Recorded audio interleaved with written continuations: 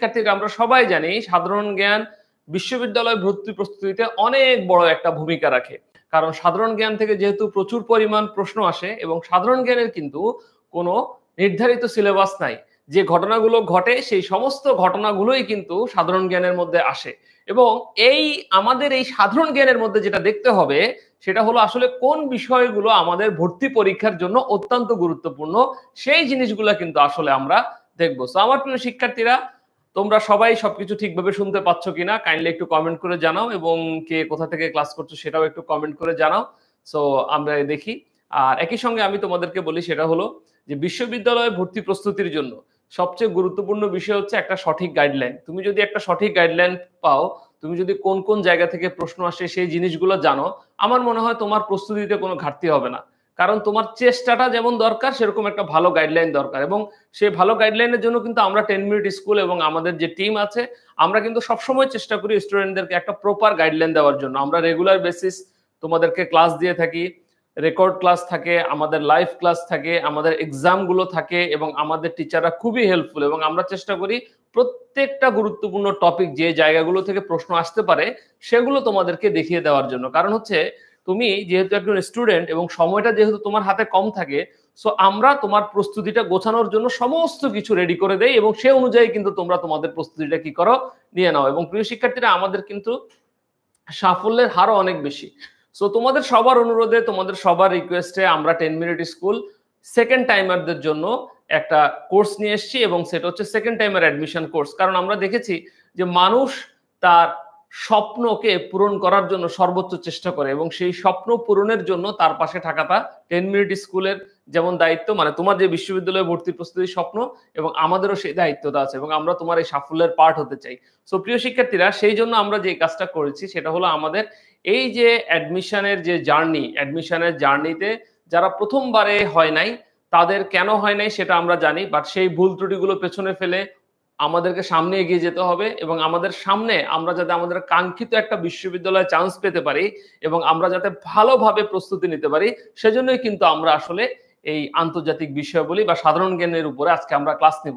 এবং আজকে আমরা আসলে মহাদেশ পরিচিতিটা দেখাবো। আজকের ক্লাসে আমরা যে কাজটা করব সেটা হলো তোমাদেরকে আমরা ধারণা দিব বিসিএ তোমার হচ্ছে ভার্সিটি অ্যাডমিশনের জার্নিটা কেমন হয়, ভার্সিটি অ্যাডমিশনের জার্নিটা ভবিষ্যতে তোমার ক্যারিয়ার গঠনে কিভাবে ভূমিকা রাখবে। কারণ তোমাদের অনেকের স্বপ্ন থাকে বিসিএস এ চাকরি করা, অনেকের স্বপ্ন থাকে ব্যাংকে চাকরি করা, অনেকের আরো ভালো ভালো পজিশন বাইরের ইউনিভার্সিটিতে পড়ার স্বপ্ন থাকে, অনেকে দেশের ইউনিভার্সিটি টিচার হতে চাও আমাদের দেশের ইউনিভার্সিটিগুলো। তো তোমার এক একজনের এক একটা স্বপ্ন থাকে।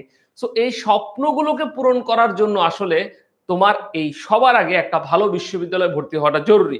সো ওই ভালো বিশ্ববিদ্যালয়ে ভর্তি হওয়ার জন্য কি গাইডলাইন লাগবে, কোন জায়গাগুলো থেকে তোমরা পড়বা বা কোন বিষয়গুলো তোমরা পড়বা, সেগুলো কিন্তু আমরা তোমাদেরকে আজকের ক্লাসে জানাই দেবো। এবং একই সঙ্গে প্রিয় শিক্ষার্থীরা, যে কাজটা আমরা করবো সেটা হলো আমাদের ক্লাস কেমন হয়, 10 মিনিট স্কুল তোমাদের যে ক্লাসটা নিবে সেই ক্লাসটা কেমন হয়, আমাদের স্লাইড গুলো কেমন হয়, স্লাইডের কন্টেন্ট গুলো কেমন থাকে, এবং আমাদের টিচাররা কেমন পড়ায়, এবং আমাদের সম্মানিত ইনস্ট্রাক্টর বা টিচার যারা আছেন ওনাদের একটা পরিচিতি আমি তোমাদেরকে দিব, যে আসলে তোমাদের সেকেন্ড টাইমারের জন্য বা দ্বিতীয়বার চেষ্টার জন্য কারা কারা তোমাদের সঙ্গে ক্লাস নিবে সেই জিনিসগুলো কিন্তু আমরা দেখাই দিব। আমরা দেখছি এখানে অনেকেই ক্লাসে জয়েন করছো, সবাইকে আমাকে সালাম দিচ্ছে অনেকে, আসসালামু আলাইকুম। ওয়ালাইকুম সালাম। গোলাম রাব্বানিকে দেখতে পাচ্ছি, আরিয়ানকে দেখতে পাচ্ছি, শাহনাজকে দেখতে পাচ্ছি। আমি ভালো আছি, তোমরা কেমন আছো? তোমরা কেমন আছো? আমি তো খুব কাঙ্ক্ষিত হয়েছিলাম যে কখন আমি আসলে তোমাদের এই ক্লাসটা নিব, কারণ হচ্ছে আমার কাছে খুবই ভালো লাগে আমাদের স্টুডেন্টদেরকে পড়ানোর জন্য। আমি 18 বছর ধরে শিক্ষকতা করি, এবং আমি এই সবসময় মনে করি যে একটা স্টুডেন্ট যখন বিশ্ববিদ্যালয়ে ভর্তি পরীক্ষার প্রস্তুতি ভালোভাবে নেয় এবং সে যখন চান্স পায়, তখন সে কিন্তু তার জীবনের স্বপ্নের প্রথম ধাপে পা রাখে, এবং এরপরে সে তার জীবনের যে কাঙ্ক্ষিত লক্ষ্য, সে যদি গভর্নমেন্ট জব করে, সে যদি প্রাইভেট জব করে, সে যদি সায়েন্টিস্ট হতে চায়, সে যদি ধরো তোমার ইউনিভার্সিটির টিচার হতে চায়, বা তার যে লক্ষ্যটা থাকে সেটা কিন্তু তার ফিল আপের জন্য ফার্স্ট ধাপ হলো তাকে একটা ভালো বিশ্ববিদ্যালয় পড়া। এবং আমার প্রিয় শিক্ষার্থীরা, আমরা আমাদের সঠিক গাইডলাইন প্রস্তুতির মাধ্যমে আমরা ইনশাল্লাহ ভালো একটা জায়গায় পৌঁছে যাব, একদম খুব ভালো একটা জায়গায় পৌঁছে যাব। সো আমরা আজকে সাধারণ জ্ঞানে তো অনেকগুলো টপিক হয়, এবং আমরা আমাদের বিশ্ববিদ্যালয়ে যতগুলো টপিক থেকে প্রশ্ন আসে 10 মিনিট স্কুল তোমাকে সবগুলো টপিক পড়াবে। যে টপিকগুলো থেকে প্রশ্ন আসে সেই সবগুলো টপিক 10 মিনিট স্কুলের টিচাররা ইনস্ট্রাক্টররা তোমাদেরকে দেখাই দিবে। এবং আমরা কোন কোন জায়গা থেকে প্রশ্ন আসতে পারে, কি কি প্রিভিয়াস ইয়ারের কোশ্চেন আসে, কি কি প্রশ্ন সামনে হতে পারে, কোন জায়গাগুলোতে তুমি ফোকাস করবা সবচেয়ে বেশি, বা কোন জায়গাগুলোতে তুমি ফোকাস করলে তুমি আউটপুটটা ভালো পাবা, সেটা আমরা তোমাকে দেখাই দিব। আসলে কারণটা কি জানো? কারণ হলো সময়টা তো খুব কম। এই অল্প সময়ের ভেতরে তোমাকে কিন্তু খুব যৌক্তিক একটা প্রিপারেশন নিতে হবে। সো এই প্রিপারেশনটা নেওয়ার জন্য তোমাকে গুছিয়ে যদি না পড়ো তাহলে তুমি বিপদে পড়বা। যেমন আমি আজকে একটা ক্লাস তোমাদেরকে দেখাবো, যেটা অলরেডি বলেছি। এই জায়গা থেকে কিন্তু আমি তোমাদেরকে যেটা চেষ্টা করবো ভাইয়া, কোন প্রশ্নগুলো আসে এগুলো দেখানোর জন্য, এবং স্লাইডে দেখানোর জন্য যে আসলে কোন জায়গা থেকে প্রশ্নগুলো আসে।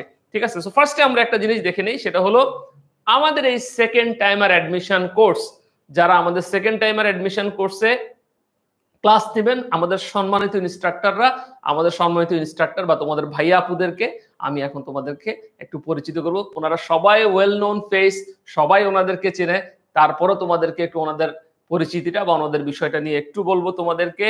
আমাদের কোর্স ইনস্ট্রাক্টর হিসেবে আছেন আমাদের সবার প্রিয় ফারহান সাকিব ভাইয়া, যার বাংলা ক্লাস খুবই ভালো লাগে। আমি তার বিশ্ববিদ্যালয়ে পরীক্ষা দিব না, আমি নিজে বসে মনোমুগ্ধভাবে ওনার বাংলা ক্লাস দেখি যে এত সুন্দর বাংলা ক্লাস কিভাবে নেয়।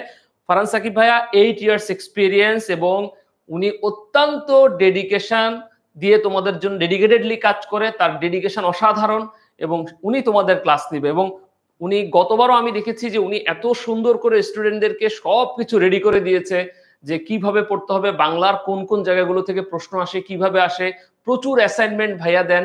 সো ফারহান সাকিব ভাইয়া তোমাদের বাংলা ক্লাস নিবে। ঠিক আছে?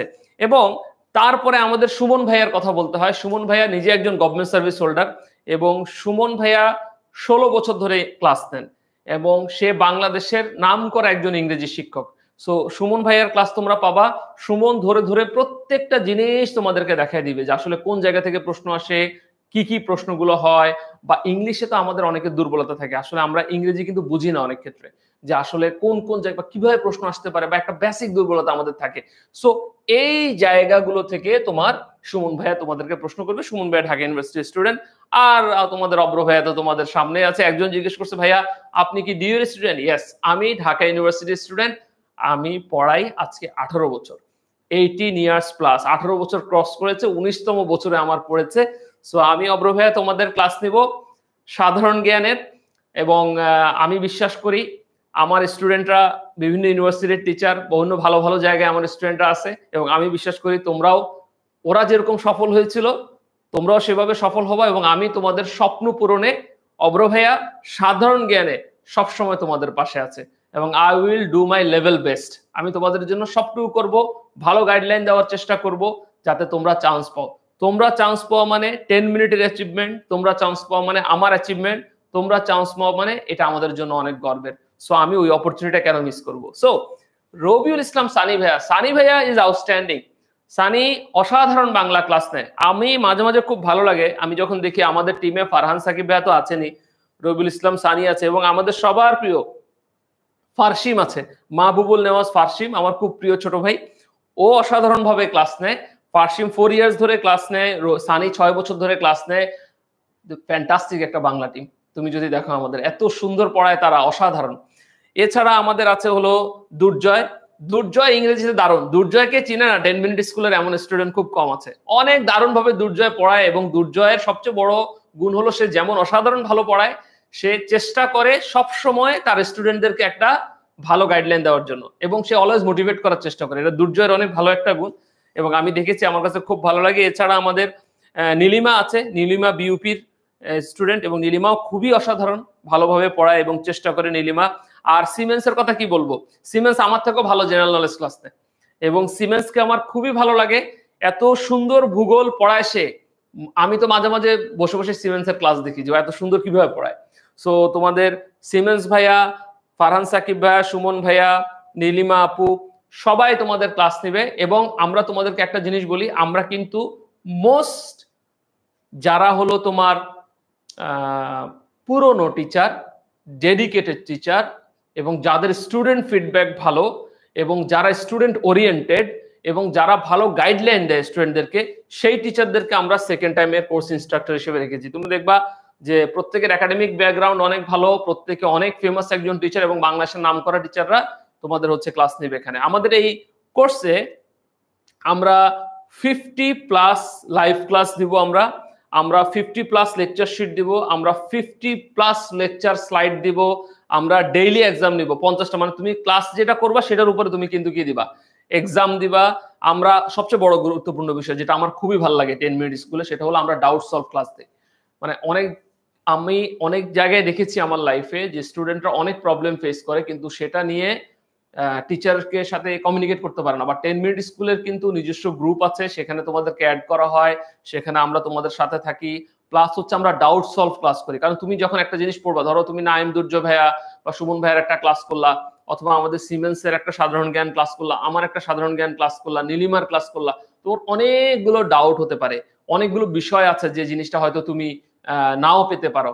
সো যখন তুমি ওই জিনিসগুলা না পারো বা কোনো কিছু উত্তর খুঁজে পাচ্ছ না, বা তোমার কাছে মনে হচ্ছে এটার উত্তর কি হতে পারে, সেটার জন্য কিন্তু তোমার ডাউট হয়, এবং ওই ডাউটটা যতক্ষণ পর্যন্ত সলভ না হয় ততক্ষণ পর্যন্ত কিন্তু মাথার মধ্যে একটা স্ট্রেস থাকে, এটা আমি কখন জানবো। সো আমরা যেটা করি, আমরা ডাউট সলভ ক্লাস দিই, এবং সেটা জুমে তোমাকে সেখানে দেখায় দিচ্ছি, তোমাকে সেখানে শেয়ার করছি, তুমি সরাসরি আমাদের সাথে কথা বলতে পারছো, অর্থাৎ তোমার প্রবলেমটা সলভ। যেমন 10 মিনিট স্কুল কিন্তু, বা আমরা সবসময় চাই আমাদের স্টুডেন্টদের যে কোনো কনফিউশনের পাশে থাকার জন্য, এবং সবচাইতে বড় বিষয় হচ্ছে তোমার টাইমটা যাতে ইউটিলাইজ হয়।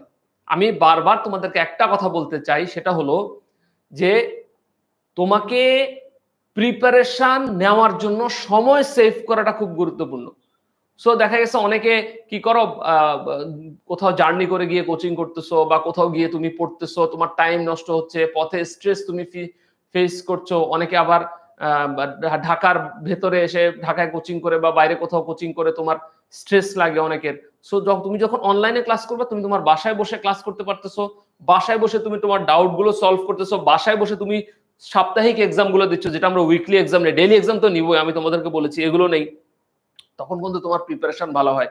এবং আমরা দেখবা প্র্যাকটিস মানে কুইজের ব্যাংক রেখেছি পরীক্ষার প্রস্তুতির জন্য, যে আসলে পরীক্ষার প্রস্তুতি কিভাবে হয় সেটার জন্য আমরা কুইজ টেস্ট রেখেছি। সবচাইতে যেটা আমার কাছে ভালো লাগে সেটা হলো যে final model test, this is very important. Final model test, আমি জানি 10টা ফাইনাল মডেল টেস্ট আমরা রেখেছি এখানে। আমরা এমসিকিউ এবং রিটেন প্যাটার্ন দুটোই রেখেছি, যে তুমি ফাইনাল মডেল টেস্ট গুলো কিভাবে দিবা।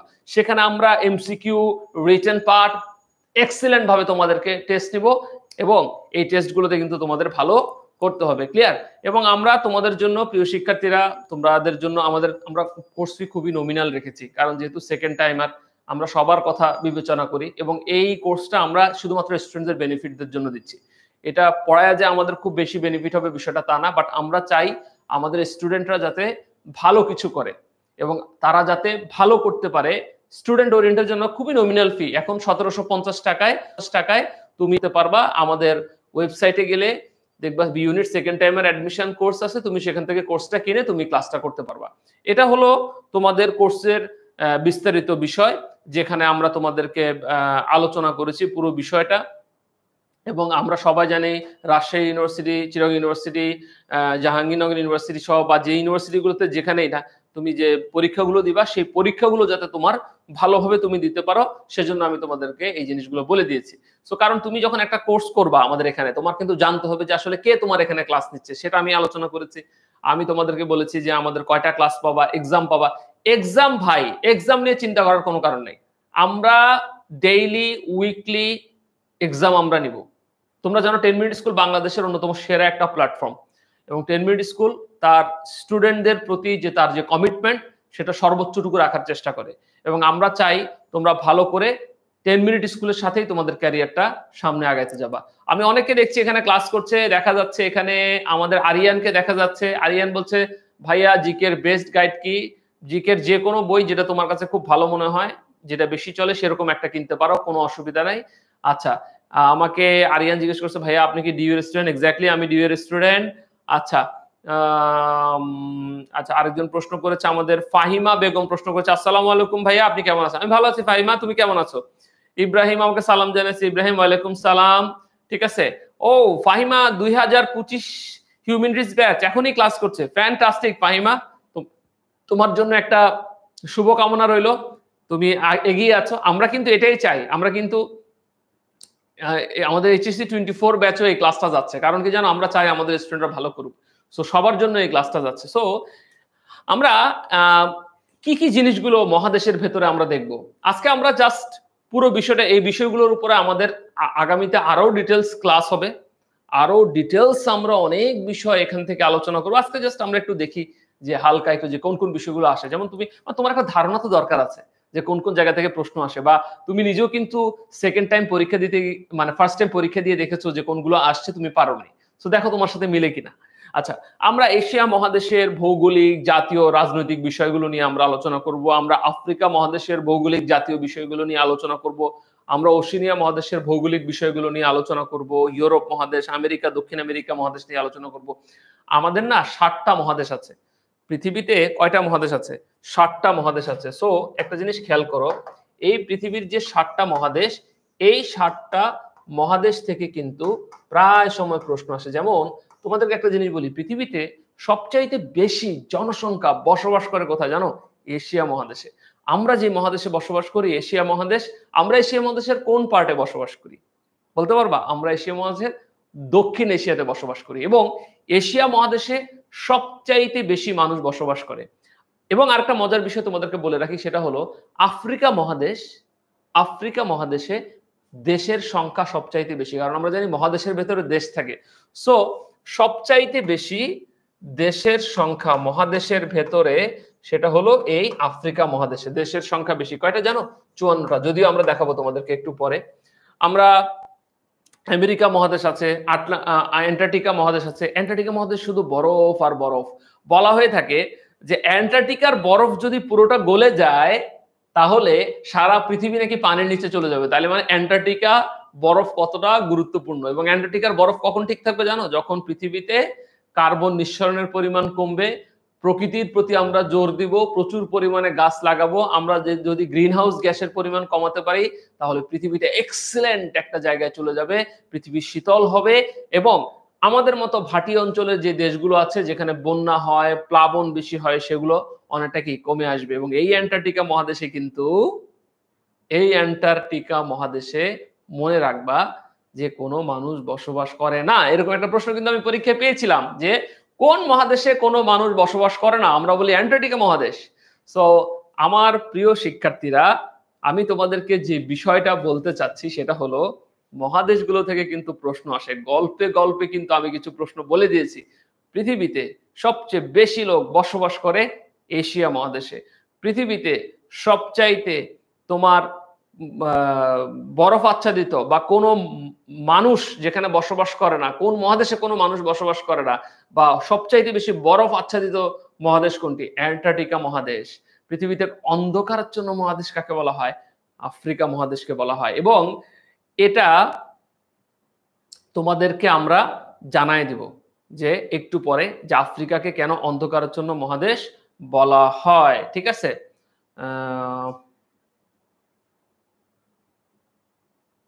ও ফাহিমা বলছে আগে ভাগেই জেনে নেই যে পরে কি পড়া লাগবে। ও ফ্যান্টাস্টিক, ম্যাচিউর স্টুডেন্ট। ওকে, সো এরপরে আমরা দেখি মহাদেশের ভিতরে কি আছে। দেখো মহাদেশের ভেতরে এখানে কিন্তু প্রশ্ন আসে কেমন জানো? দেখো ধরো এশিয়া মহাদেশ, এশিয়া মহাদেশ বললাম না আমি? এশিয়া মহাদেশ তো পৃথিবীতে জনসংখ্যা বেশি, 44টা দেশ এশিয়া মহাদেশে। এশিয়ার আয়তনে সবচেয়ে বড় দেশ চীন, এটা কারো ভুল করা যাবে না। আমরা জানি পৃথিবীর আয়তনে সবচাইতে বড় দেশ হলো রাশিয়া, এবং পৃথিবীতে সবচাইতে ছোট দেশ যেটা, সেটা ভ্যাটিকান সিটি। পৃথিবীর সবচেয়ে ক্ষুদ্র দেশ হলো ভ্যাটিকান সিটি, এবং পৃথিবীতে সবচাইতে বড় দেশ হলো রাশিয়া। একটা বিষয় তোমাদেরকে বলি, দেখো একটা জায়গায় মিল আছে, সেটা হলো আয়তনে পৃথিবীর বড় দেশ রাশিয়া, জনসংখ্যায় পৃথিবীর সবচেয়ে বড় দেশ রাশিয়া, আয়তনে পৃথিবীর সবচেয়ে ছোট দেশ হচ্ছে ভ্যাটিকান সিটি। এই দুটো দেশই তোমার অবস্থিত কোথায় জানো? এই দুটো দেশই অবস্থিত হচ্ছে ইউরোপ মহাদেশে। তার মানে আয়তনে বড় দেশ পৃথিবীর রাশিয়া, সেটাও ইউরোপে। আয়তনে ছোট দেশ পৃথিবীর ভ্যাটিকান সিটি, সেটাও কোথায়? তোমার হচ্ছে ইউরোপে। এরপরে দেখো আমাদের জনসংখ্যায় পৃথিবীর সবচাইতে বড় দেশ এক সময় চীন ছিল, জনসংখ্যা এখন পৃথিবীর সবচাইতে বড় দেশ হলো ভারত। সো আমাদেরকে যদি বলে এশিয়ার জনসংখ্যায় এখন সবচাইতে বড় দেশ কোনটা? আমরা বলবো এশিয়ার জনসংখ্যায় সবচাইতে বড় দেশ হচ্ছে ভারত। এখন আর চীন এশিয়ার সবচাইতে বড় দেশ নয়, জনসংখ্যায় এখন সবচাইতে বড় দেশ যেটা সেটা হলো ভারত। আয়তনে পৃথিবীর ছোট দেশ হচ্ছে, আয়তনে এশিয়ার সবচেয়ে ছোট দেশ যেটাকে বলা হয় সেটা হলো মালদ্বীপকে। মালদ্বীপকে নিয়ে কিন্তু অনেক প্রশ্ন পরীক্ষায় আসে জানো, কারণ হলো মালদ্বীপের তোমার নিজস্ব কোনো সেনাবাহিনী নেই, এটা কিন্তু পরীক্ষায় আসে। নিজস্ব কোনো সেনাবাহিনী নেই কার? মালদ্বীপের। এবং মালদ্বীপ নিয়ে আরো কিন্তু অনেকগুলো বিষয় তোমাদেরকে একটু বলে রাখা ভালো, সেটা হলো যে মালদ্বীপ পৃথিবীতে তোমার মুসলিম দেশগুলোর মধ্যে সবচাইতে ক্ষুদ্র দেশ হলো মালদ্বীপ। পৃথিবীর মুসলিম দেশগুলোর মধ্যে সবচাইতে ক্ষুদ্র দেশ হলো মালদ্বীপ। ফাহিমা বলছে সিল্যান্ড নাকি সবচেয়ে ছোট দেশ। আল্লাহ মাফ করুক ফাহিমা, এই কথা বলা যাবে না আমাদের, কারণ পৃথিবীর সবচেয়ে ক্ষুদ্র দেশ হলো ভ্যাটিকান সিটি, আর পৃথিবীর সবচেয়ে ছোট দেশ কি জানো? সান মেরিনো, সরি প্রাচীন দেশ সান মেরিনো। পৃথিবীর সবচেয়ে ছোট দেশ ভ্যাটিকান এবং প্রাচীন দেশ সান মেরিনো। ভ্যাটিকান এবং সান মেরিনো একটা মিল আছে জানো, তারা কিন্তু ইটালির ভেতরে অবস্থিত। এই ভ্যাটিকান এবং সান মেরিনো ইটালির ভেতরে অবস্থান হওয়ার কারণে কি বলা হয় জানো? ইটালিকে একটা ছিদ্রায়িত রাষ্ট্র বলা হয়। আমি আমাদের যখন মূল ক্লাস হবে তখন চিত্র এঁকে সুন্দর করে তোমাদেরকে বুঝাই দিব ছিদ্রায়িত জিনিসটা কি সেটা বুঝাই দিব। শুধু এখন এতটুকু মনে রাখো যে ইটালির ভেতরে দুটো রাষ্ট্র আছে, একটা বলা হয় ভ্যাটিকান আর একটাকে বলা হয় কি সান মেরিনো। ভ্যাটিকান হলো পৃথিবীর সবচেয়ে ক্ষুদ্র দেশ, সান মেরিনো হলো পৃথিবীর সবচাইতে কি প্রাচীন দেশ। আফ্রিকার আয়তনে বড় দেশ আলজেরিয়া। এইটা না অনেকে একটা কথা বলে, বলে ভাইয়া আমরা তো শুনেছি আফ্রিকার সবচেয়ে বড় দেশ হলো সুদান। সুদান ভেঙে পৃথিবীতে দুটো রাষ্ট্র হয়, সুদান ভেঙে পৃথিবীতে দুটো রাষ্ট্র হয়, একটা হলো সুদান একটা হলো দক্ষিণ সুদান। হ্যাঁ, সো উত্তর সুদান বলে কিন্তু পৃথিবীতে কোনো রাষ্ট্র নেই, পৃথিবীতে সুদান বলে দুটো রাষ্ট্র হয়, একটা হলো সুদান একটা হলো দক্ষিণ সুদান। সো যে সুদান এবং দক্ষিণ সুদান পৃথিবীতে যে দুটো রাষ্ট্র, এই দুটো রাষ্ট্রের মধ্যে দক্ষিণ সুদান কিন্তু পৃথিবীর সর্বশেষ স্বাধীন রাষ্ট্র, যেটা 2011 সালে স্বাধীনতা লাভ করে। এবং মূল সুদান যেটার কথা আমরা বলছি সেই মূল সুদানটা কিন্তু তোমার হচ্ছে আফ্রিকার আগে বড় দেশ ছিল। কেন জানো? কারণ তখন সুদান এবং দক্ষিণ সুদান মিলে একটা রাষ্ট্র ছিল। সো এখন যেহেতু সুদান এবং দক্ষিণ সুদান ভেঙে গিয়েছে, সো এখন আফ্রিকার সবচাইতে বড় দেশ হলো আলজেরিয়া, ঠিক আছে। আর আমেরিকার সবচেয়ে বড় দেশ হলো কানাডা। কানাডাকে নিয়ে জানো ইউনিভার্সিটি অ্যাডমিশনে 3টা গুরুত্বপূর্ণ প্রশ্ন আসে, 3টা গুরুত্বপূর্ণ প্রশ্ন কানাডাকে নিয়ে আসে। যেমন একটা হলো ম্যাপল পাতার দেশ বলা হয় কাকে? কানাডাকে। লিলি ফুলের দেশ বলা হয় কাকে? কানাডাকে। বিশ্বে কাগজ শিল্পের জন্য বিখ্যাত কোনটা? কানাডা। 3টা প্রশ্ন আসে। দেখো এগুলা এটা আমি আমার এক্সপেরিয়েন্স থেকে বলি। সো তুমি যখন আমাদের মতো এক্সপেরিয়েন্স টিচারদের ক্লাস করবা, তোমার অনেক টিচারদের ক্লাস করবা, ওনারা তোমাকে তাদের অর্জিত অভিজ্ঞতা থেকে বলে দিবে। যেমন আমি অনেক বছর ধরে পড়াই, 18 ইয়ার্স প্লাস। সো আমি যেটা করি ভাই, আমি চেষ্টা করি সেটা হলো যে একটা দেশ থেকে বা একটা টপিক থেকে কোন কোন প্রশ্নগুলো পরীক্ষায় আসে ওগুলো একটু শেয়ার করার জন্য তোমাদেরকে। কেন কেন কারণ হলো ভাই, এই যে দেখো কানাডাকে নিয়ে ভাইয়া বলে দিলাম যে কানাডা থেকে 3টা প্রশ্ন খুব বেশি আসে। তুমি বাজারের বইগুলো ঘেটে দেখবা যে কানাডা থেকে এই প্রশ্নগুলো আসে। আর একটা তো সবাই জানো যে পৃথিবীর 2য় বৃহত্তম দেশ কানাডা, এটা আসলে এটা সবাই পারে, এটার জন্য আমি বলি না, এটা মোটামুটি সবাই পারে। সো কানাডাকে নিয়ে কি বললাম তাহলে ভাই? ম্যাপল পাতার দেশ বলা হয় কাকে? কানাডাকে। লিলি ফুলের দেশ বলা হয় কানাডাকে। কাগজ শিল্পের জন্য বিখ্যাত কোনটা? কানাডা। ক্লিয়ার? সো এই দেশগুলো নিয়ে আমরা পড়বো। আচ্ছা আরেকটা বিষয় তোমাদেরকে বলি, সেটা হলো অনেক সময় অনেক জায়গায় ভুল অনেক তথ্য থাকে, সাধারণ জ্ঞানে ভুল তথ্য। যেমন ধরো আমাকে একটু আগে ফাহিমা বেগম ও বললো যে ইউটিউবে ভিডিও দেখেছিল সে যে সিল্যান্ড নাকি পৃথিবীর সবচেয়ে ছোট দেশ। সো এরকম অনেক ভিডিও অনেক কিছু থাকবে এগুলো হলো ভুল তথ্য। সো তোমাকে কোনটা ভালো কোনটা রাইট তথ্য সেটা জানতে হবে। আবার সব কিন্তু ভুল না। যেমন তুমি আমাদের ক্লাসে আসলে আমরা তোমাদেরকে বলে দেই যেমন কোন তথ্যটা তোমার জন্য দরকার। এখন ধরো তুমি মারামারি হচ্ছে, হানাহানি হচ্ছে, কাটাকাটি হচ্ছে, এই তথ্যগুলো যদি তুমি দেখো তাহলে কিন্তু এখান থেকে তোমার প্রশ্ন আসবে না। তোমার কোন কোন জায়গা থেকে প্রশ্ন আসবে এগুলো জানতে। তুমি অলিম্পিক গেমস এর খবর রাখতে পারো, অলিম্পিক গেমস থেকে প্রশ্ন আসবে। অলিম্পিক গেমস কোথায় হয়, পরবর্তীতে কোথায় হতে পারে, অলিম্পিক গেমস এর মাস্কট কি, অলিম্পিক গেমসে কে সবচেয়ে বেশি সোনা জিতেছে, রূপা জিতেছে, ব্রোঞ্জ জিতেছে, অলিম্পিক গেমসকে, এবার অলিম্পিক গেমসকে সোশ্যাল অলিম্পিক্স বলা হয়। সোশ্যাল, পৃথিবীর প্রথম সোশ্যাল অলিম্পিক্স কোথায় হয়? ফ্রান্সের প্যারিসে এবার হয়। এই জিনিসগুলো কিন্তু তুমি মোটামুটি ভাবে জানতে পারো, ঠিক আছে? সো এই জিনিসগুলো তোমার জন্য খুব কাজে দিবে। যেমন আমাদেরকে এখানে দেখি চয়ন ক্লাস করছে, সিকে চয়ন, সে বলছে আমি এইচএসসি 2005-25 ব্যাচের, আমি এই ক্লাসটা করেছি। আমি চয়নকে খুবই থ্যাংক ইউ জানাচ্ছি, বিকজ আমি মনে করি যেই পথটাতে তোমাকে হাঁটতে হবে সেই পথটা সম্পর্কে তোমার আগে জানাটা খুবই জরুরি। যেমন ধরো আমি অনেক স্টুডেন্টদেরকে বলি, আমার স্টুডেন্টরা যারা ইউনিভার্সিটিতে টিকার পর আমি বলি যে বাবা শোন, তোরা প্রথম বছর পার করলি, সেকেন্ড বছর পার করলি, এখন বিসিএস এর প্রিপারেশন নিবি। সো বলে ভাইয়া কেন? আমি বললাম কারণ হচ্ছে থার্ড ইয়ার থেকে বিসিএস এর প্রিপারেশন নিবি, এখন থেকে তুই তো টুডে টুমোরো পরীক্ষা দিবি, তাহলে কেন নিবি না? সো এটা খুব সিম্পল। যে চয়ন যে কাজটা করছে, চয়ন তুমি এক্সিলেন্ট একটা কাজ করছো, সেটা হলো তুমি এখন থেকেই একটু দেখতেছো, এটা তোমাকে অনেক আগায় রাখবে। সো এরপরে আমরা দেখি, দেখো এশিয়া মহাদেশে যেমন এখানে যেমন একটা জিনিস, এশিয়ার বৃহত্তম ফেডারেল রাষ্ট্র ভারত। ফেডারেল মানে কি জানো? গণতান্ত্রিক দেশ। পৃথিবীতে 123টা না তোমার গণতান্ত্রিক দেশ আছে, 123টা। সো এই 123টা গণতান্ত্রিক দেশের মধ্যে ভারত একটা গণতান্ত্রিক দেশ, আমরাও একটা কি এখন গণতান্ত্রিক এবং স্বাধীন একটা রাষ্ট্র আমরা এখন। সো 123টা হচ্ছে পৃথিবীর গণতান্ত্রিক দেশ। হ্যাঁ, সো আমরা দেখবা এশিয়া নিয়ে যখন পড়াবো, এশিয়ার উত্তরের বিন্দু কোনটা, এশিয়ার দক্ষিণের বিন্দু যেমন তোমার হচ্ছে কি বলে এটাকে, পানামা দ্বীপ আছে, পামানা দ্বীপ আছে, তারপরে পূর্বের বিন্দু হচ্ছে বিগ ডিওমেডে রাশিয়া। এই জিনিসগুলো কিন্তু আমরা পড়াবো, যে কোন জায়গাটাতে এশিয়ার কোন জায়গাটাতে কি পড়েছে, এটা কিন্তু আমরা আলোচনা করি স্টুডেন্টদের, ঠিক আছে? তারপরে এশিয়ার গভীরতম হ্রদ কোনটা? বৈকাল হ্রদ। হ্রদের একেবারে যদি প্রপার জিনিস, একদম ইজি জিনিস যদি আমরা বলি, তাহলে হ্রদ হলো একটা খালের মতো। হ্যাঁ, হ্রদ বলতে কি বোঝা জানো? হ্রদের সংজ্ঞাটা, চারিদিকে ভূমি দ্বারা বেষ্টিত, মাঝখানে যদি পানি থাকে তাহলে তাকে হ্রদ বলে। চারিদিকে ভূমি দ্বারা বেষ্টিত, মাঝখানে পানি থাকলে তাকে হ্রদ বলে। আমরা কিন্তু তোমাদেরকে সাগর, মহাসাগর, উপসাগর প্রণালীর উপরে ক্লাস নিব, এবং সাগর, মহাসাগর, উপসাগর প্রণালীতে কিন্তু আমরা বলে দিব যে সাগর কাকে বলে, মহাসাগর কাকে বলে, প্রণালী কাকে বলে।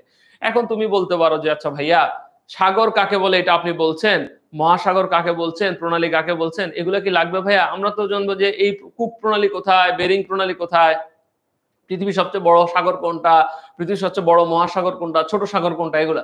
বাট ভাইয়া এই সাগর মহাসাগর প্রণালীর সংজ্ঞা কেন পড়বেন? দেখো ম্যাথ, যে কোনো স্টুডেন্ট ম্যাথ ভালো করার জন্য বেসিকটা যেমন খুব জরুরি, যে বেসিক কোন জায়গাগুলো থেকে প্রশ্ন আসে সেটা যেমন খুব জরুরি, তেমনি ভাবে খুব জরুরি হলো এই যে সাধারণ জ্ঞানের বেসিক গুলো। সাগর কাকে বলে, মহাসাগর কাকে বলে, উপসাগর কাকে বলে। যেমন সাগরের 3 দিকে পানি থাকে, একদিকে স্থল থাকে। উপসাগরের সংজ্ঞাটা আবার ডিফারেন্ট। এই জিনিসগুলো নিয়ে আমরা কিন্তু ক্লাসে বলবো, ডিসকাস করব। গ্রহ, নক্ষত্র, এগুলো নিয়ে অলরেডি আমরা ডিসকাস করেছি একটা ক্লাসে, আমরা আরেকটা এগুলো আবারও পড়াবো ক্লাসে। কারণ কি, বারবার শুনবা। তুমি জানো একটা ক্লাস যত মানুষ শোনে তত বেশি মানুষের মনে থাকে, ঠিক আছে? এবং ইউনিভার্সিটি অ্যাডমিশনে টেকার জন্য সবচেয়ে গুরুত্বপূর্ণ বিষয় কি জানো? সেটা হলো কনফিডেন্স, নিজের উপর বিশ্বাস, আত্মবিশ্বাস এবং চেষ্টা করা। তোমার যে পয়েন্ট আছে, সেই পয়েন্ট নিয়ে তুমি সর্বোচ্চ যা ভালো করার কি করবা, চেষ্টা করবা। এবং তুমি কেন এই যুদ্ধে পিছায় থাকবা? দেখো তোমার মতোই তো কেউ না কেউ চান্স পায়, তাহলে তুমি কেন চান্স পাবা না? তুমি অবশ্যই চান্স পাবা যদি তুমি তোমার চেষ্টাটা সঠিকভাবে করো। এবং ধৈর্যটা খুব গুরুত্বপূর্ণ, ঠিক আছে? যে ধৈর্য ধরে, যে চেষ্টা করে, আল্লাহ তাকে আগায় দেয় পৃথিবীতে। ওকে, তারপরে দেখো, যেমন অনেকে বলে আচ্ছা ভাইয়া নদী কিভাবে দুঃখ হয়? নদী, এই যে চীনের দুঃখ বলা হয় হোয়াংহোকে, হোয়াংহো নদীটাকে কেন চীনের দুঃখ বলা হয়? এগুলো কিন্তু, আচ্ছা এটা আমি বলে দিই, এখন এটা ক্লাসেও বলবো, আর একটা পূর্ণাঙ্গ ক্লাসে বলবো, এখনো বলি। হোয়াংহো নদীকে চীনের দুঃখ বলা হয় কেন জানো? কারণ হলো এই নদীর কোনো জোয়ার ভাটা হয় না। যখন এই নদীর কোনো জোয়ার ভাটা হয় না, তখন চারপাশ পুরোটা কি হয়ে যায়, প্লাবিত হয়ে যায়। সো এই জন্য হোয়াংহো নদীকে কি বলা হয়, চীনের দুঃখ বলা হয়। ক্লিয়ার? সো এই জিনিসগুলো একটু আমরা দেখার চেষ্টা করবো। আবার জানো পৃথিবীর বৃহত্তম রেলপথের নাম ট্রান্স সাইবেরিয়ান রেলপথ। ট্রান্স সাইবেরিয়ান রেলপথটা আমার না খুব ইচ্ছা জানো এই ট্রান্স সাইবেরিয়ান রেলপথে ঘোরা। ট্রান্স সাইবেরিয়ান রেলপথটা কি আমি তোমাদেরকে বলি। এটা হলো, তুমি যদি চীন থেকে শুরু করে রাশিয়ার ভেতর দিয়ে, চীন থেকে শুরু করে মঙ্গোলিয়ার ভিতর দিয়ে রাশিয়াতে যাও, অথবা রাশিয়া থেকে মঙ্গোলিয়ার ভিতর দিয়ে চীনে আছো, তখন কিন্তু তুমি এই ট্রান্স সাইবেরিয়ান রেলওয়ে আসতে পারবা। এটা কিন্তু একটা প্যাকেজ আছে, 15 থেকে 21 দিনের একটা ট্যুর প্যাকেজ থাকে। সেটার ভেতরে মানুষ ঘুরে, সেখানে মানুষ মরুভূমি দেখে, মানুষ সেখানে হ্রদ দেখে। এটা নিয়ে তুমি ইউটিউবে অনেক ভিডিও দেখতে পারবে এবং দ্যাট ইজ ফ্যান্টাস্টিক। ঠিক আছে, আমি নিজে অনেক ভিডিও দেখি, জানার চেষ্টা করি, কারণ দেখো পৃথিবীর সবগুলো দেশে আমি যেতে পারবো না, সবগুলো স্থানে এই জীবনে আমার যাওয়াটা হয়তো সম্ভব না, বাট আমি যদি ওই ভিডিওগুলো দেখি, আমি যদি ওই জিনিসগুলো দেখি, তাহলে কিন্তু আমার কাছে দারুণ লাগবে যে আসলে কোন জায়গাগুলো থেকে প্রশ্ন আসে। সো আমি কেন এই জিনিসটা তোমাদেরকে বলছি জানো, এই জিনিসগুলো যদি তোমরা দেখো, দেখবে তোমাদের অনেক অনেক ভালো লাগবে, তুমি অনেক কিছু জানতে পারবা, মনে হবে যে তোমার চোখের সামনে এই জিনিসগুলো কি হচ্ছে, ভাসতেছে। সো পৃথিবীর দীর্ঘতম রেলপথ ট্রান্স সাইবেরিয়ান রেলপথ। ম্যাক্সিমাম ছেলে মেয়ে বলে পৃথিবীর দীর্ঘতম রেলপথ ট্রান্স সাইবেরিয়ান রেলপথ, কিন্তু ওরা অনেকে জানেই না যে ট্রান্স সাইবেরিয়ান রেলপথ কয়টা দেশের মধ্যে দিয়েছে। তুমি কিন্তু এটা জেনে গেছো ক্লাসে এসে। সো ক্লাসে আসার এটাই হলো বেনিফিট, নাহলে মানুষ কিন্তু বাজারের একটা বই নিয়ে সাধারণ জ্ঞান পড়তে পারতো। মানুষ কেন ক্লাসে আসে, মানে ক্লাসে এক্সেপশনাল কিছু জিনিস মানুষ দেখে, যেটা মানুষের খুবই ভালো লাগে, এক্সেপশনাল কিছু জিনিস। চয়ন বলছে ভাইয়া এত ফাস্ট কেন পড়ান, এত ফাস্ট কোথায় পড়ায় রে চয়ন? আমরা যেটা করতেছি সেটা হলো, তোমাদেরকে তো আজকে তো আমি পড়াচ্ছি না, আজকে তোমাদের সাথে আমি একটু গল্প করছি, প্রশ্ন কিরকম আসবে সেই জিনিসগুলো বলছি, কোন ভাবে প্রশ্ন আসতে পারে সেগুলো আমি তোমাদের সাথে শেয়ার করছি আজকের ক্লাসে। আজকের পড়া তো হবে, মূল ক্লাস তো হবে সামনে। আজকে আমি তোমাদেরকে কিরকম আমাদের স্লাইড গুলো হয় সেগুলো কিছু গল্প করতেছি তোমাদের সাথে, আর তোমাদের সাথে কথা বলতে আমার খুব ভালোও লাগছে। ঠিক আছে, সো এই জিনিসগুলো কেমন, এই জিনিসগুলো আমরা দেখবো। এরপরে দেখো এশিয়ার মধ্যে ধরো, তোমরা কি জানো আমাদের এশিয়াতে মরুভূমি আছে? যেমন ধরো এশিয়ার বৃহত্তম মরুভূমি হলো গোবি মরুভূমি। কেউ যদি তোমাকে জিজ্ঞেস করে যে এশিয়ার বৃহত্তম মরুভূমি কোনটা, তুমি বলবা গোবি মরুভূমি। এবং দেখো এশিয়ার একমাত্র খ্রিস্টান রাষ্ট্র কিন্তু ফিলিপাইন। তোমরা কি জানো, তোমরা একটা জিনিস শুনছো কিন্তু, এডিবির নাম শুনছো? এডিবি, তোমরা কেউ বলতে পারবা যে এডিবির পূর্ণরূপ কি? কেউ বলতে পারবা? ও ফাহিমা বলছে আমার স্বাদ আছে কিন্তু সাধ্য নাই। আরে ফাহিমা, স্বাদ থাকলেই হবে, আল্লাহ একদিন সাধ্য করে দিবে। আমার কত স্টুডেন্ট বিশ্বের কত জায়গায় থাকে, ওরা বিভিন্ন জায়গা থেকে প্রায় সময় আমাকে ছবি পাঠায়, ভাইয়া এখানে ঘুরতে গেছি, ওখানে ঘুরতে গেছি, দেখেন এই ভিডিওটা কেমন। আমার কাছে মনে হয় আমি নিজেও ঘুরতে গেছি, এত ভালো লাগে। সো আল্লাহ কখন তোমার ভাগ্যে কত দূর নিয়ে যাবে তুমি নিজেও জানবা না, কখনো হোপ ছেড়ে দিবা না। ঠিক আছে, সো দেখো তো এডিবি মানে কি বলতো? Asian development bank. এখন তো সবাই শুনছো যে এডিবির নাম কি, এশিয়ান ডেভেলপমেন্ট ব্যাংক। খেয়াল করে দেখো, এই যে এশিয়ান ডেভেলপমেন্ট ব্যাংক, যেটাকে কি বলা হচ্ছে এডিবি, এই এডিবির সদর দপ্তর কিন্তু ফিলিপাইনে। আমরা ক্লাস করার সময় যেটা হলো, একটা জায়গা থেকে, যেমন আমি তোমাদেরকে বলি ফিলিপাইন নিয়ে আমি তোমাদেরকে 3টা পরীক্ষা আসা প্রশ্ন বলে দেব, যে 3টা প্রশ্ন অসংখ্যবার পরীক্ষা এসছে। যেমন ধরো পৃথিবীর একমাত্র খ্রিস্টান রাষ্ট্র কোনটা? ফিলিপাইন। এশিয়ান ডেভেলপমেন্ট ব্যাংকের সদর দপ্তর কোনটা? ফিলিপাইন। তারপরে তোমার আন্তর্জাতিক ধান গবেষণা কেন্দ্র IRRI, international rice research institute, আইটা নিচে লিখলাম IRRI, international rice research institute, এটার সদর দপ্তরও ফিলিপাইনের ম্যানিলা অবস্থিত। দেখো তুমি ক্লাসে এসে, আজকের ক্লাসে বসে তুমি কিন্তু 3টা জিনিস শিখে ফেললা। সেটা হলো এশিয়ার ভেতরে একটা খ্রিস্টান রাষ্ট্র আছে যার নাম ফিলিপাইন। তুমি কিন্তু শিখে ফেললা এশিয়ান ডেভেলপমেন্ট ব্যাংক হলো ফিলিপাইনে এটার সদর দপ্তর। তুমি কিন্তু শিখে ফেললা আন্তর্জাতিক ধান গবেষণা কেন্দ্র ফিলিপাইনের ম্যানিলায়। আচ্ছা, আন্তর্জাতিক ধান গবেষণা কেন্দ্র যদি ফিলিপাইনের ম্যানিলায় হয়, তাহলে বাংলাদেশের ধান গবেষণা কেন্দ্র কোথায় বলতে পারবা কেউ? কোথায় বাংলাদেশের ধান গবেষণা কেন্দ্র? বাংলাদেশের ধান গবেষণা কেন্দ্র হলো গাজীপুরে। গাজীপুরে। আমার প্রিয় শিক্ষার্থীরা, সাধারণ জ্ঞানটা প্রত্যেকটা লাইনে একটা ইনফরমেশন, এবং সাধারণ জ্ঞান তুমি যত বুঝে পড়বে, যত শুনবে, এবং তুমি যখন বুঝতে পারবে যে আসলে কোন কোন জায়গা থেকে প্রশ্ন আসে, তখন কিন্তু সাধারণ জ্ঞান আর তোমার কোনোভাবেই কঠিন মনে হবে না। তখন তোমার কাছে মনে হবে ওয়াও, সাধারণ জ্ঞান কি এক্সেলেন্ট একটা জিনিস। কারণ কি জানো? কারণ হচ্ছে আমরা চেষ্টা করি, আমি চেষ্টা করি আমার ক্লাসগুলোতে, এবং সব টিচারই চেষ্টা করেন যে ইনফরমেটিভ ভাবে ক্লাস নেওয়া, এবং সাধারণ জ্ঞান ক্লাস কিন্তু আমরা খুব মজা করে নেওয়ার চেষ্টা করি। কারণ এই যে এতগুলো ইনফরমেশন, এটা যাতে তোমার ব্রেইনে থাকে। এবং দেখবা তোমাকে আল্লাহর রহমতে আমি বিশ্বাস করি যে আজকে থেকে 6 মাস পরে তোমাকে যদি একটা এমসিকিউতে এই প্রশ্নগুলাই যেটা এইমাত্র ভাইয়া দেখাই দিলাম, এটা যদি দেখানো হয় আমার মনে হয় তুমি পারবা। কোনো কঠিন মনে হবে না তোমার কাছে। তুমি ঠিকই পারবা। ঠিক আছে? ওকে, জানো তোমরা পৃথিবীতে সবচেয়ে বেশি বৃষ্টিপাত হয় কোন জায়গায়? চেরাপুঞ্জি, মেঘালয়। আমার এখনো যাওয়া হয় নাই। আমার খুব ইচ্ছা চেরাপুঞ্জি, মেঘালয় যাবো, বৃষ্টি উপভোগ করব। ওয়াও! কি দারুণ। সো পৃথিবীর এশিয়াতে সর্বাধিক বৃষ্টিপাত হয় কোথায়? মেঘালয়, চেরাপুঞ্জিতে। হ্যাঁ, শ্রীলঙ্কার নাম তো শুনছো। আচ্ছা বলো তো, শ্রীলঙ্কা তো বৌদ্ধ রাষ্ট্র বলা হয়, এটা আমরা অনেকে জানি। বলো তো শ্রীলঙ্কা পৃথিবীতে কেন বিখ্যাত? কেউ বলতে পারবা? আমাদের খাবারের মধ্যে সবসময় দেওয়া হয়, বাঙালি ভারতীয়রা খাবারের মধ্যে স্পাইস দেয়, স্পাইস। সো মশলার জন্য বিখ্যাত হচ্ছে কোথায়? শ্রীলঙ্কা। আরেকটা জিনিস বলি, বাংলাদেশের মশলা গবেষণা কেন্দ্র আছে জানো? আমাদের মশলা গবেষণা কেন্দ্র হলো বগুড়াতে। সো আমাদেরকে যদি জিজ্ঞেস করে মশলা গবেষণা কেন্দ্র কোথায়, আমরা বলবো হলো বগুড়াতে। ক্লিয়ার? ওকে। সো প্রিয় শিক্ষার্থীরা, আমাদের ক্লাসটা, আমাদের 10 মিনিট স্কুল এর অ্যাডমিশন যে গ্রুপটা আছে ইউটিউবে, সেখানে আমাদের এই ক্লাসটা যাচ্ছে এবং সেখানে সেকেন্ড টাইম অ্যাডমিশনের জন্য লিঙ্ক দেওয়া আছে। তোমরা সেই লিঙ্কে ঢুকে ভর্তি হয়ে যেতে পারো এবং প্রিপারেশনটা শুরু করতে পারো। ঠিক আছে? এবং আমরা কিন্তু তোমাদেরকে, যারা সেকেন্ড টাইমে পড়বা তাদের জন্য কিন্তু আমরা আমাদের প্রিভিয়াস ইয়ারের লাইভ ক্লাস তো আমরা দিবই, এরকম প্রিভিয়াস ইয়ারের রেকর্ড ক্লাসগুলো আমরা তোমাদেরকে দিব।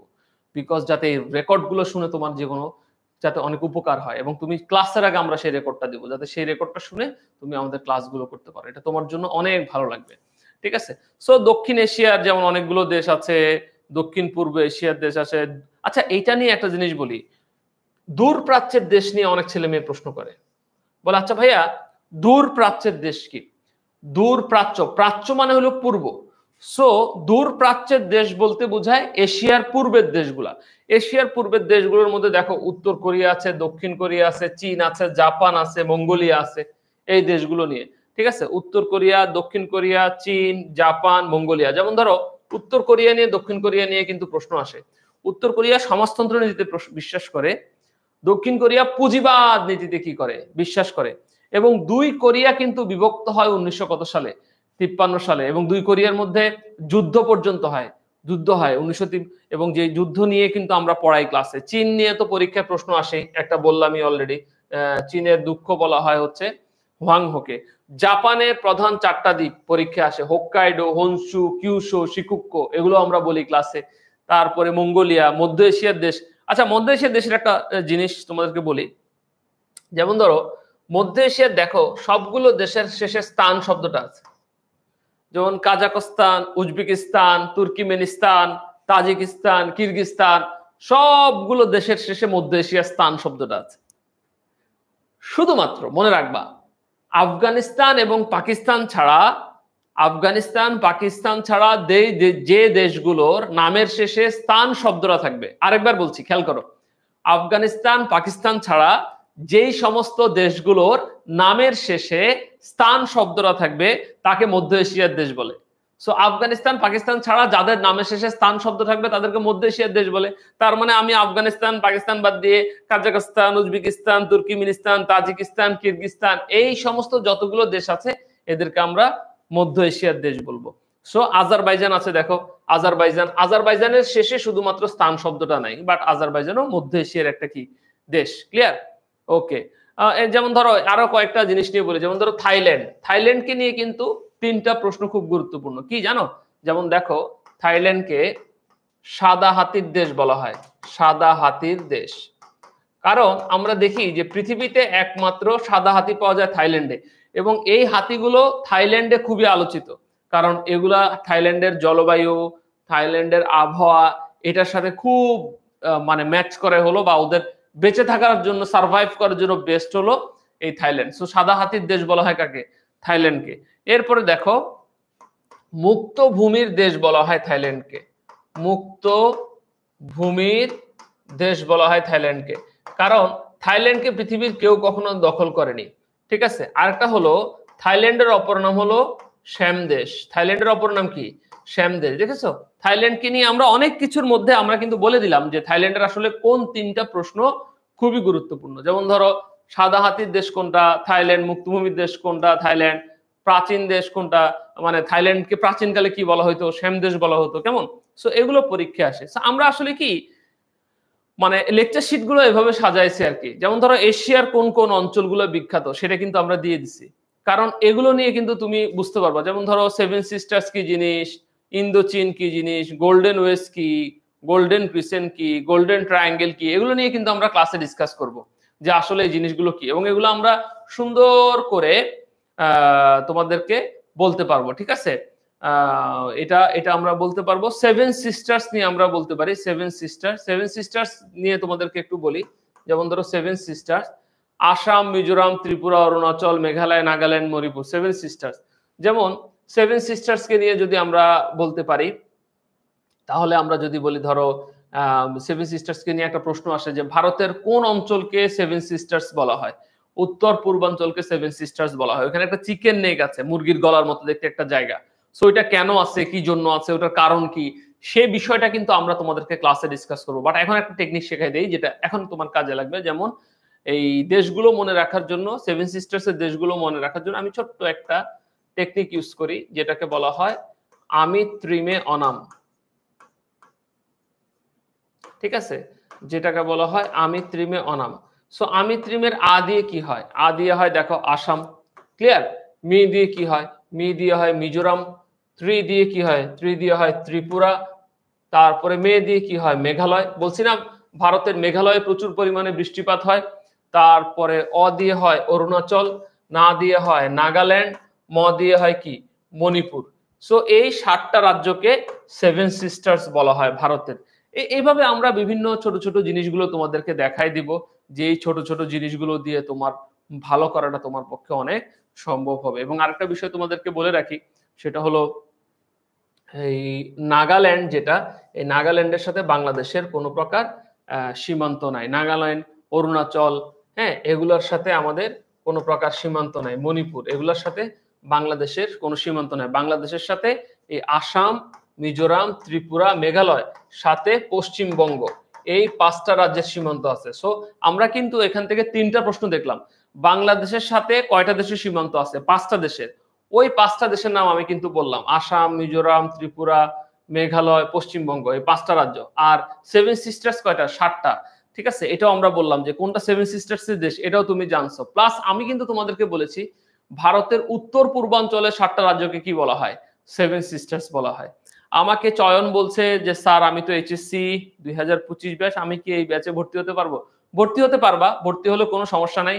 তুমি রেকর্ড ক্লাসগুলো দেখবা, তুমি জিনিসগুলো দেখবা, বা এই জিনিসগুলো তুমি দেখে তোমার জন্য তৈরি হতে পারো, কোনো সমস্যা নাই। ওখানে তোমাকে টিচাররা পড়াবেন, প্লাস আমাদের ক্লাসগুলো দেখবা, তুমি আগায় থাকবা।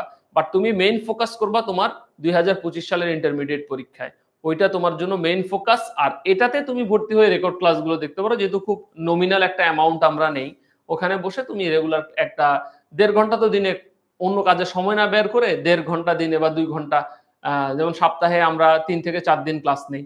সো তুমি ওই ক্লাসগুলো দেখলে তোমার জন্য 1.5 ঘন্টা, তুমি কি একদিন পর পর 1.5 ঘন্টা বের করতে পারবে না? ওটা দেখলে ওটা তোমার জন্য খুব ভালো হবে এবং তোমার আইডিয়া হবে, ঠিক আছে।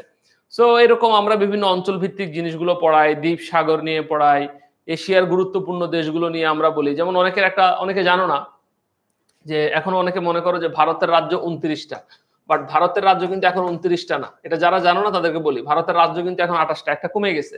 কেন জানো? কারণ হলো ভারতের জম্মু কাশ্মীর একটা রাজ্য ছিল, কাশ্মীরকে ভূস্বর্গ বলা হয়। আমরা অনেকে কিন্তু কাশ্মীরে যেতে চাই।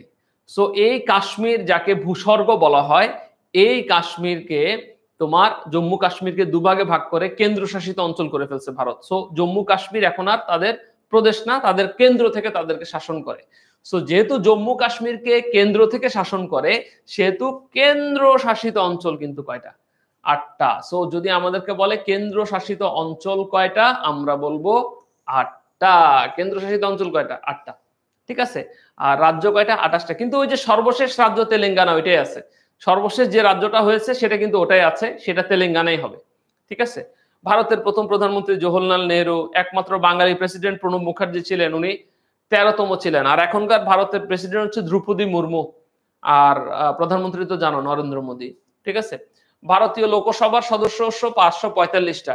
তার মধ্যে লোকসভার 543টা সদস্য নির্বাচিত হয় আর 2টো রাষ্ট্রপতি কর্তৃক নির্বাচিত হয়। মানে আমরা দেখো একটা দেশের সবকিছু থেকে আমাদের প্রশ্নগুলো আমরা এখানে দিব। হ্যাঁ, যেমন ভারত পাকিস্তান সবসময় যুদ্ধ হয়। সো কয়বার যুদ্ধ হয় ভারত পাকিস্তান? 4বার হয়। আমরা দেখি 1947-এ হয়, 1965-এ হয়, 1971, 1999, 1999 এ পর্যন্ত ভারত পাকিস্তান যুদ্ধ কয়বার হয়? 4বার হয়। এবং ভারত পাকিস্তানের শান্তির জন্য কিন্তু চুক্তি হয়। দেখবা যে কোনো পরীক্ষায় চুক্তিটা কিন্তু খুবই গুরুত্বপূর্ণ, খুবই গুরুত্বপূর্ণ, কারণ চুক্তি রিলেটেড অনেক প্রশ্ন কিন্তু পরীক্ষায় আসে। সো আমরা দেখতে পাই যে কোনো পরীক্ষায় চুক্তি খুব গুরুত্বপূর্ণ। যেমন ধরো এই যে তাশখন্দ চুক্তি ভারত পাকিস্তানের, এই তাশখন্দ চুক্তি কিন্তু খুব গুরুত্বপূর্ণ। তাশখন্দ চুক্তি কেন হয় জানো? কাশ্মীর ইস্যুকে কেন্দ্র করে হয়। আমার না কাশ্মীর আমার এখনো ঘোরা হয়নি, কাশ্মীরে আমার খুব ইচ্ছা হয়। আমি প্রায় কাশ্মীরের ট্রাভেল ব্লগ দেখি, খুব ভালো লাগে কাশ্মীরের। কাশ্মীরকে ভূস্বর্গ বলা হয়। আমি কিন্তু ক্লাসে একটা সময় আলোচনা করবো যে আসলে কাশ্মীর কেন পৃথক হয়েছে, ভারত পাকিস্তান, কাশ্মীরকে কেন দুভাগে ভাগ হয়েছে। একটা তো ভারতে, একটা পাকিস্তানে, আর একটা হচ্ছে তোমরা জানো কিনা আমি জানি না, চীনেও কিন্তু কাশ্মীরের একটা অংশ আছে। অর্থাৎ কাশ্মীর যেটা সেটা 3টা অংশে পড়েছে। ভারত, পাকিস্তান এবং চীন, 3টা অংশে কিন্তু কি পড়েছে? কাশ্মীর পড়েছে। ঠিক আছে, এই জিনিসগুলো। ভারতের জাতীয় পাখি হলো ময়ূর। চিকেন নেক হচ্ছে শিলিগুড়ির কি করিডোর। নথুলা পাস সীমান্ত কোথায় অবস্থিত? নথুলা পাস সীমান্ত হচ্ছে চীন ও ভারত সীমান্তে অবস্থিত। ও একজন বলছে লুকিং ফর শত্রুস। সো এই লুকিং ফর শত্রুস টাইপ সাধারণ জ্ঞান পরীক্ষায় আসবে না। আবার এখানে আরেকজন বাবর বলছেন দরকার নাই ভাই, এগুলো আসবে না, আমরা যেগুলো পরীক্ষায় আসবে সাধারণ জ্ঞান সেগুলাই দেখতেছি, আর কোনো শত্রুজ আমরা দেখতে চাই না। আচ্ছা, এরপর আসো পাকিস্তান নিয়ে প্রশ্ন আসে। পাকিস্তানের মোহাম্মদ আলী জিন্নাহ। মোহাম্মদ আলী জিন্নাহ তো তোমরা জানো আমাদের ভাষা আন্দোলনকে কোনোভাবেই সে দেখতে পারতো না। মানে সে কোনোভাবেই চাইতো না বাংলা রাষ্ট্রভাষা হোক। সে ঢাকাতে এসে রেসকোর্স ময়দানে বলেছিল প্রথমবার যে রাষ্ট্রভাষা উর্দু হবে। ঢাকা বিশ্ববিদ্যালয়ের সমাবর্তন অনুষ্ঠানে গিয়েও সে বলছে রাষ্ট্রভাষা উর্দু হবে, বাংলা হবে না। চিন্তা করতে পারো, সে কোনোভাবেই বাংলাকে রাষ্ট্রভাষা করতে চায় না। বাট সেই বাংলা ভাষা এখন কত সম্মানিত দেখছো। সারা পৃথিবীতে বাংলা ভাষাকে রাষ্ট্রভাষা হিসেবে বা বাংলা ভাষা রাষ্ট্রভাষা দিবস হিসেবে কি করা হয়? স্বীকৃতি দেওয়া হয়, পালন করা হয়। ইউনেস্কো করে তার 30তম বৈঠকে এটা। শ্রীলঙ্কা নিয়ে বলেছি, শ্রীলঙ্কা নিয়ে প্রশ্ন আসে, আফগানিস্তান নিয়ে আসে। আফগানিস্তানের মানে যুদ্ধ নিয়ে বলবো আমি তোমাদেরকে, যখন ক্লাসে পড়াবো তখন আমি বলবো যে রাশিয়া কেন আফগানিস্তানকে দখল করতে পারে নাই, বা দখল করলেও কেন। আফগানিস্তান প্রচন্ড দুর্গম আসলে, বুঝতে পারছো? এটাকে দখল করে রাখাটা সো টাফ। আমেরিকা পর্যন্ত পারে নাই। হ্যাঁ, এই যে বিষয়গুলো আফগানিস্তান, তারপরে হলো তোমার ধরো এই রাশিয়া যেমন গিয়ে পারে নাই, আমেরিকা পর্যন্ত পারে নাই, কেন পারে নাই, এগুলো আমরা তখন বলবো। আফগানিস্তানকে নিয়ে একটা বিষয় তোমাদেরকে বলি, আফগানিস্তান তো তালেবান শাসিত, এটাও পরীক্ষায় আসে। আরেকটা আসে কিন্তু, আফগানিস্তানের শেষ রাজা কে ছিলেন? আমরা বলবো আফগানিস্তানের শেষ রাজা ছিলেন জহির শাহ। আমাদেরকে যদি বলে আফগানিস্তানের শেষ রাজা কে ছিলেন, আমরা বলবো আফগানিস্তানের শেষ রাজা হলেন জহির শাহ। কেমন? সো এইগুলো আসে আর কি। আফগানিস্তানের মুদ্রা। ভুটান জানো পৃথিবীর ধূমপান মুক্ত দেশ বলা হয় কাকে? ভুটানকে। এবং এই ভুটানের রাজার নাম জিগমে খেসার নামগিয়েল ওয়াংচুক। নামের শেষে ওয়াংচুক থাকলে মনে করবা এটা হলো ভুটানের রাজা। নামের শেষে ওয়াংচুক থাকলে কি? ভুটানের রাজা। ভুটানের বর্তমান প্রধানমন্ত্রীর নাম কি জানো? লোটে শেরিং। ভুটানের প্রধানমন্ত্রী বাংলাদেশে তোমার হচ্ছে পড়ালেখা করেছে। চিন্তা করো, আমাদের দেশের পড়ালেখা খারাপ না, আমাদের দেশের পড়ালেখা ভালো, এমবিবিএস পড়েছেন। হ্যাঁ, ওকে। নেপালের নিয়ে প্রশ্ন আসে। নেপালের রাজা একসময় ছিলেন জ্ঞানেন্দ্র, এখন কিন্তু নেপালের রাজতন্ত্র নেই। নেপালের রাজতন্ত্র নেই। নেপালের যে এয়ারপোর্টটা না, এটা সো ডেঞ্জারাস একটা এয়ারপোর্ট, নেপালের এয়ারপোর্ট। আমরা দেখেছি আমাদের বাংলাদেশের একটা ফ্লাইট কোম্পানির ফ্লাইট ওখানে অ্যাক্সিডেন্ট করেছিল, এবং অনেক দেশের ফ্লাইটই ওখানে অ্যাক্সিডেন্ট করেছে। বাট খুব রিস্কি নেপালের ওই জায়গাটা আর কি। তারপরে ঘোরার জন্য নেপাল একটা ভালো জায়গা আর কি। ঠিক আছে, 2015 সালে নেপালে 2008 সালে নেপালে রাজতন্ত্র বিলুপ্ত হয়। মালদ্বীপ নিয়ে তো আমি বলছি। মালদ্বীপে একটা বিষয় বলি, সেটা হলো মালদ্বীপে তোমার ভারত মহাসাগরে অবস্থিত। এবং মালদ্বীপ নিয়ে কিন্তু একটা গুরুত্বপূর্ণ বিষয় যেটা, সেটা হলো মালদ্বীপের মাথা পিছু আয় সবচেয়ে বেশি। আমাদেরকে যদি বলে যে মাথা পিছু আয় বেশি কোথায়, আমরা কি বলবো? মালদ্বীপে। ক্লিয়ার? এই যে দেখো আমাদের লেকচার শিট গুলো এভাবে হয়। ফিলিস্তিন নিয়ে আমি তোমাদেরকে বলবো আজকের ক্লাসে। শুরুতে একটা বিষয় বলি, যারা ফিলিস্তিনের উপরে বর্বরোচিত হামলা করছে, ফিলিস্তিনের সাধারণ মানুষকে নির্যাতন করছে, আমরা সেটা তীব্র প্রতিবাদ ব্যক্ত করি। আমরা চাই অচিরেই ফিলিস্তিন এবং ইসরায়েলের মধ্যে মারামারি যুদ্ধ বন্ধ হবে, ফিলিস্তিনে যে শিশু নারী সাধারণ মানুষকে যে হত্যা, সে হত্যা বন্ধ হবে, শান্তিপূর্ণ অবস্থা হবে এবং মুসলমান সম্প্রদায় এবং ফিলিস্তিনের নির্যাতিত মানুষকে যাতে কোনো অত্যাচার করা না হয়, আমরা এই যুদ্ধ বন্ধ করতে চাই এবং আমরা এই যুদ্ধে যে সমস্ত মানুষ মারা গিয়েছে তাদের আত্মার মাগফিরাত কামনা করি এবং আমরা চাই পৃথিবীতে আর কোনো যুদ্ধ থাকবে না, পৃথিবী খুব সুন্দর একটা বসবাসযোগ্য নগরী হবে, পৃথিবীটা শান্তিময় থাকবে, আমরা কোনো ভায়োলেন্স চাই না পৃথিবীতে। সো আমরা এই ফিলিস্তিনকে নিয়ে বলবো, ইসরায়েল কেন ফিলিস্তিনকে দখল করেছে বা ইসরায়েল কেন পৃথিবীতে এত শক্তিশালী। হ্যাঁ, যেমন পৃথিবীতে রেমিটেন্স, ইসরায়েলের প্রচুর পরিমাণ রেমিটেন্স আছে, তবে এটা কিন্তু একটা জিনিস মাথায় রাখবা, অনেকে মনে করে পৃথিবীতে সবচেয়ে বেশি রেমিটেন্স আছে ইসরায়েলের, তা না। ইসরায়েলের রেমিটেন্স প্রচুর আসে, কিন্তু রেমিটেন্স বা বিদেশ থেকে টাকা সবচেয়ে বেশি আসে ভারতে, এটা মাথায় রাখবা। সবচেয়ে বেশি পৃথিবীতে রেমিটেন্স আসে কোথায়? ভারতে। এই জিনিসগুলো মনে রাখবা, এগুলো আসবে। এবং তোমাদেরকে বলি, আরব এবং ইসরায়েলদের মধ্যে, পুরা আরব এবং ইসরায়েলদের মধ্যে কিন্তু যুদ্ধ হয়। এই যুদ্ধটা তোমার হলো অনেকবার হয়, যেমন ধরো আরব ইসরায়েলের মধ্যে যুদ্ধ হয় 1948 সালে, 1956 সালে, 1967 সালে, 1973 সালে। সব ডিটেলস পড়াবো ভাই, আমাদের যুদ্ধ নিয়ে লেকচার শিট আছে, সেই লেকচার শিটে আমরা পড়াবো যে কেন যুদ্ধ হয়, কিভাবে যুদ্ধ হয়, সেই সবগুলো আমরা পড়াবো। ও এখানে অনেকে অনেক কমেন্ট করেছে দেখা যাচ্ছে। আমেনা বলছে জিকের জন্য ভাইয়া best, thank you so much, সবাই বেস্ট, আমার নামটা তুমি নিয়েছো জন্য thank you so much Amena. আচ্ছা, সো যুদ্ধগুলো কেন হয়? যেমন ধরো পৃথিবীতে তোমার তোমার মন চায় কিন্তু জানার জন্য যে ভাইয়া পৃথিবীতে কেন প্রথম বিশ্বযুদ্ধ হয়, পৃথিবীতে কেন দ্বিতীয় বিশ্বযুদ্ধ হয়, বা যুদ্ধ হওয়ার কারণ কি, পৃথিবীতে কেন বক্সারের যুদ্ধ হয়। হ্যাঁ, এই যে যুদ্ধগুলো আছে, যুদ্ধগুলো জানা কিন্তু খুব দরকার। আমরা কিন্তু যুদ্ধ নিয়ে তোমাদের একটা ক্লাস নেব, আমরা কিন্তু বিভিন্ন সামরিক গোয়েন্দা সংস্থা নিয়ে তোমাদের ক্লাস নেব, কারণ গোয়েন্দা সংস্থা নিয়ে কিন্তু প্রশ্ন আসে পরীক্ষায়। হ্যাঁ, আসলে কি সাধারণ জ্ঞানটাকে না কেউ যদি গুছায় পড়তে পারে, কোন কোন জায়গা থেকে প্রশ্ন আসবে এটাকে যদি তারা গুছিয়ে পড়তে পারে, ট্রাস্ট মি, সাধারণ জ্ঞান কখনোই কঠিন না, কখনোই সাধারণ জ্ঞান কঠিন না। কেউ গুছায় পড়তে পারলে অবশ্যই সম্ভব। অনেকে বলে যে ভাই সাধারণ জ্ঞান কোনো সিলেবাস নাই, আমি কোথা থেকে পড়বো, কিভাবে পড়বো।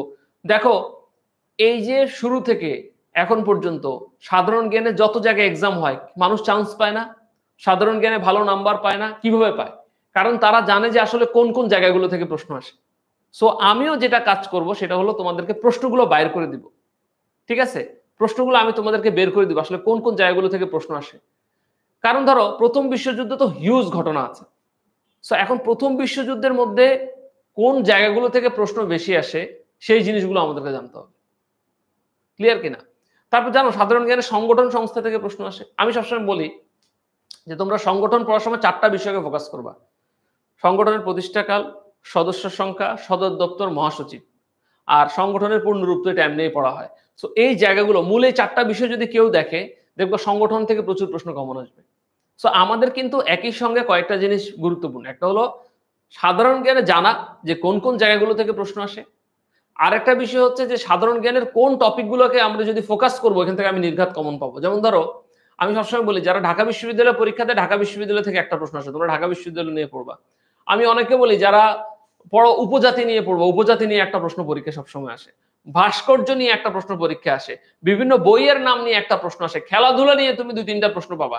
তুমি পরীক্ষায় প্রশ্ন পাবা হলো তোমার অর্থনীতি নিয়ে, বাংলাদেশ পরিচিতি নিয়ে প্রশ্ন আসবে, মহাদেশ পরিচিতি নিয়ে প্রশ্ন আসবে, এগুলো হলো প্রতিবার প্রশ্ন আসে এখান থেকে। সো দেখো তুমি যখন ক্লাসে আসছো, এই ক্লাসে আসলে কিন্তু আমরা কিন্তু তোমাদেরকে গুছাই দিচ্ছি যে আসলে কোন কোন জায়গাগুলো থেকে প্রশ্ন আসবে। ক্লিয়ার? আমার প্রিয় শিক্ষার্থীরা, তোমাদের ক্লাসটা যদি ভালো লেগে থাকে ক্লাসটাতে লাইক দিয়ে দাও এবং ক্লাসটা একটু শেয়ার দিয়ে দাও, কারণ অনেক মানুষ আছে যে একটা প্ল্যাটফর্ম খুঁজতেছে যে আসলে কোন প্ল্যাটফর্মে সে গেলে সে ভালো শিখবে, কোন প্ল্যাটফর্মে গেলে সে বুঝতে পারবে, এটা কিন্তু তার মনের মধ্যে অনেক প্রশ্ন আসে। সো ওই জিনিসগুলো কিন্তু আমরা দেখার চেষ্টা করব, ঠিক আছে? একজন প্রশ্ন করেছে স্যার দেশের যে অবস্থা, মুক্তিযুদ্ধ বঙ্গবন্ধু কতটা গুরুত্বপূর্ণ? আচ্ছা আমি ক্লিয়ার করি, খুবই সুন্দর প্রশ্ন করেছে চয়ন। সেটা হলো মুক্তিযুদ্ধ সবসময়ের জন্য গুরুত্বপূর্ণ। বাংলাদেশ যতদিন আছে মুক্তিযুদ্ধ ততদিনের জন্য গুরুত্বপূর্ণ। সবসময় মুক্তিযুদ্ধ নিয়ে প্রশ্ন করবা এবং মুক্তিযুদ্ধে আমাদের বঙ্গবন্ধু শেখ মুজিবুর রহমানের যেমন অবদান আছে, প্রেসিডেন্ট জিয়াউর রহমান সাহেবের যেমন অবদান আছে, সাবেক প্রেসিডেন্ট এবং সকল মানুষের যারা মুক্তিযোদ্ধা আছে তাদের সবার অবদান আছে। একজন নাগরিক হিসেবে মুক্তিযুদ্ধ নিয়ে জানা এবং মুক্তিযুদ্ধ রিলেটেড গুরুত্বপূর্ণ সকল ব্যক্তিদেরকে নিয়ে জানা এটা আমাদের কর্তব্য। কারণ এই ইতিহাসটা আমরা শিখবো, এই ইতিহাসটা আমরা জানবো এবং প্রজন্মের পর প্রজন্মে এই ইতিহাসটা আমরা শেখাবো। আমাদের পূর্বপুরুষ থেকে আমরা শিখেছি, আমি তোমাদেরকে শেখাবো, তোমরা এর পরের জেনারেশনকে শেখাবা। আমাদের দেশের সত্য তথ্যটা সবার জানা উচিত এবং মুক্তিযুদ্ধ সবসময়ের জন্য গুরুত্বপূর্ণ। কেমন? আচ্ছা, এরপরে দেখো ইসরায়েলকে নিয়েও কিন্তু পড়াবো। আল্লাহ, ইসরায়েলকে নিয়ে প্রশ্ন আসে তো। কি জানো? ইসরায়েলের গোয়েন্দা সংস্থার নাম কি? মোসাদ এবং আমান। ইসরায়েলের পার্লামেন্টের নাম কি? ইসরায়েলের মুদ্রার নাম কি? শেকেল। এগুলো পরীক্ষা আসে, এগুলো নিয়ে আমরা পড়বো। ইসরায়েল কত সালে প্রতিষ্ঠা হয়? 1948। অনেকে মনে করে যে ভাইয়া ইসরায়েল নিয়ে কোনো প্রশ্ন আসবে না, ইসরায়েল নিয়ে পরীক্ষায় প্রশ্ন আসে। সো ইসরায়েল কেন আমেরিকার সহায়তা পায় প্রায় সময়, এগুলো কিন্তু অনেক সময় জানা। শোনো, এই কনসেপ্ট গুলো ক্লিয়ার থাকলে না, জিকেতে যখন তুমি কোথাও রিটেন পরীক্ষাও দিবা, সেটা তোমার জন্য এক্সিলেন্ট ভাবে কাজ করবে, খুবই ভালোভাবে কাজ করবে যে কিভাবে পড়তে হবে।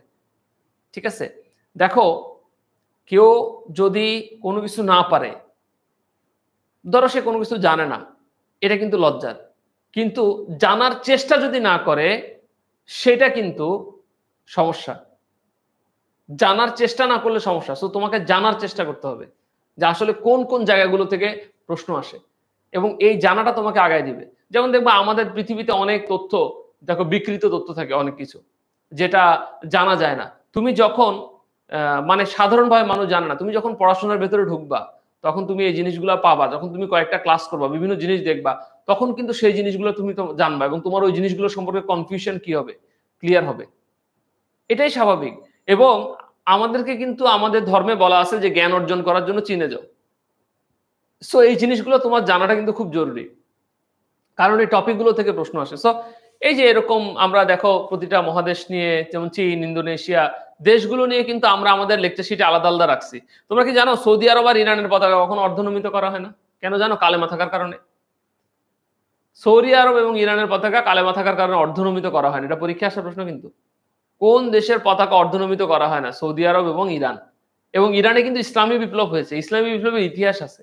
আয়াতুল্লাহ রুহুল্লাহ আল খামেনি তখন উনি প্রধান ধর্মীয় নেতা। তো তাদের যিনি শাসক ছিলেন রেজা শাহ, তিনি মানুষের উপরে খুব অত্যাচার করতেন। জনগণ বিরক্ত হয়ে গেছিল। রেজা শাহ পাশ্চাত্য সংস্কৃতিতে বিশ্বাস করত। তখন রেজাকে শাহকে সরায় দেওয়ার জন্য সবাই চেষ্টা করছিল। সো ওই রেজা শাহকে সরায় দেওয়ার জন্য তোমার যে আন্দোলনটা হয় সেটাকে ইসলামিক আন্দোলন বলে, যে আন্দোলনটা 1900 কত সালে হয়? 79 সালে হয়। এই যেমন ধরো আমরা আমাদের লেকচার শিট গুলো এরকম, বুঝছো? আমরা এখানে সব তথ্য দেই। যেমন চীন তাইওয়ানের ইতিহাসটা বলবো, চীন কেন বলে তাইওয়ান আমার দেশ। হ্যাঁ, তারপর এখানে দেখো ক্রুসেড যুদ্ধ, জেরুজালেমকে কেন পবিত্র নগরী বলা হয়, ক্রুসেড বা ধর্মযুদ্ধ কি, এগুলো নিয়ে কিন্তু আমি তোমাদের ক্লাসে আলোচনা করবো। আজকের ক্লাসটা আমরা কেন নিচ্ছি? কারণ হলো আমরা আমাদের লেকচার শিটটা দেখানোর জন্য নিচ্ছি, যে আমাদের স্লাইড গুলো এভাবে থাকে।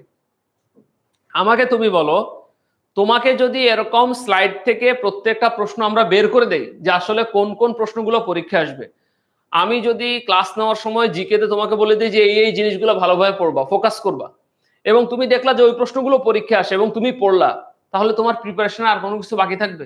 সো একটা ভালো প্রিপারেশন নেওয়ার জন্য ভালো গাইডলাইন দরকার মাই ডিয়ার স্টুডেন্টস। এবং আমরা চেষ্টা করব শুধু সাধারণ জ্ঞান না, বাংলা, ইংরেজি তোমাকে ভালো গাইডলাইন পাবা। এবং আমাদের সব সিনিয়র ইনস্ট্রাক্টররা ক্লাস নিবে। ফারহান সাকিব ভাই, সানি ভাইয়া, ফারসিম ভাইয়া বাংলা ক্লাস নিবে। আমার মনে হয় বাংলায় আর কারো প্রবলেম থাকার কথা না। নাইম দুর্জয় ভাইয়া ইংলিশ ক্লাস নিবে, সাথে সুমন ভাইয়া ক্লাস নিবে। সো দুর্বলতা থাকার কথা না। সাধারণ জ্ঞান ফ্যাকাল্টির সব সিনিয়র টিচাররা ক্লাস নিবে, তোমাদের সিমেন্স ভাইয়া ক্লাস নিবে, আমি ক্লাস নিব, আরো যে স্যাররা আছেন ওনারা ক্লাস নিবে। সো কোনো জায়গায় কোনো প্রবলেম নাই। তুমি যদি আমাদের উপর ট্রাস্ট রাখো, আমাদের সাথে থাকো, আমরা চেষ্টা করব ভাই, আমরা চেষ্টা করব। আমরা চাই তুমি যাতে ভালো কিছু করো। আর সত্যি কথা বলতে কি, দিন শেষে তুমি সাকসেসফুল হওয়া মানে কিন্তু আমরা সাকসেসফুল হওয়া। ঠিক আছে? কারণ তুমি যদি আজকে সাকসেসফুল হও, তোমার যদি ভাল লাগে, তুমি আবার কিন্তু 10 মিনিট স্কুলে আসবা বিভিন্ন কোর্সের জন্য। সবচেয়ে গুরুত্বপূর্ণ বিষয় কি জানো? আমরা 10 মিনিট স্কুলের সেকেন্ড টাইম কোর্সটা কেন চালু করছি? স্টুডেন্টদের অনুরোধে। আমাদের এমন অনেক স্টুডেন্ট আছে যারা ভালো করে চান্স পেয়েছে এবং ওদের অনেক ফ্রেন্ড আছে চান্স পায় না। ওরা আমাদেরকে রিকোয়েস্ট করছে, বলছে ভাইয়া আপনারা এই কোর্সটা চালু করেন। তখন আমাদের কোর্স কোঅর্ডিনেটর সহ আমাদের ম্যানেজমেন্ট সিদ্ধান্ত নিচ্ছে যে না, আমরা কোর্সটা চালু করি, অন্তত কিছু স্টুডেন্টের উপকার হোক, যাতে তারা বুঝতে পারে যে আসলে কোন কোন জায়গাগুলো থেকে প্রশ্ন আসে এবং কিভাবে পড়লে সে চান্স পাবে।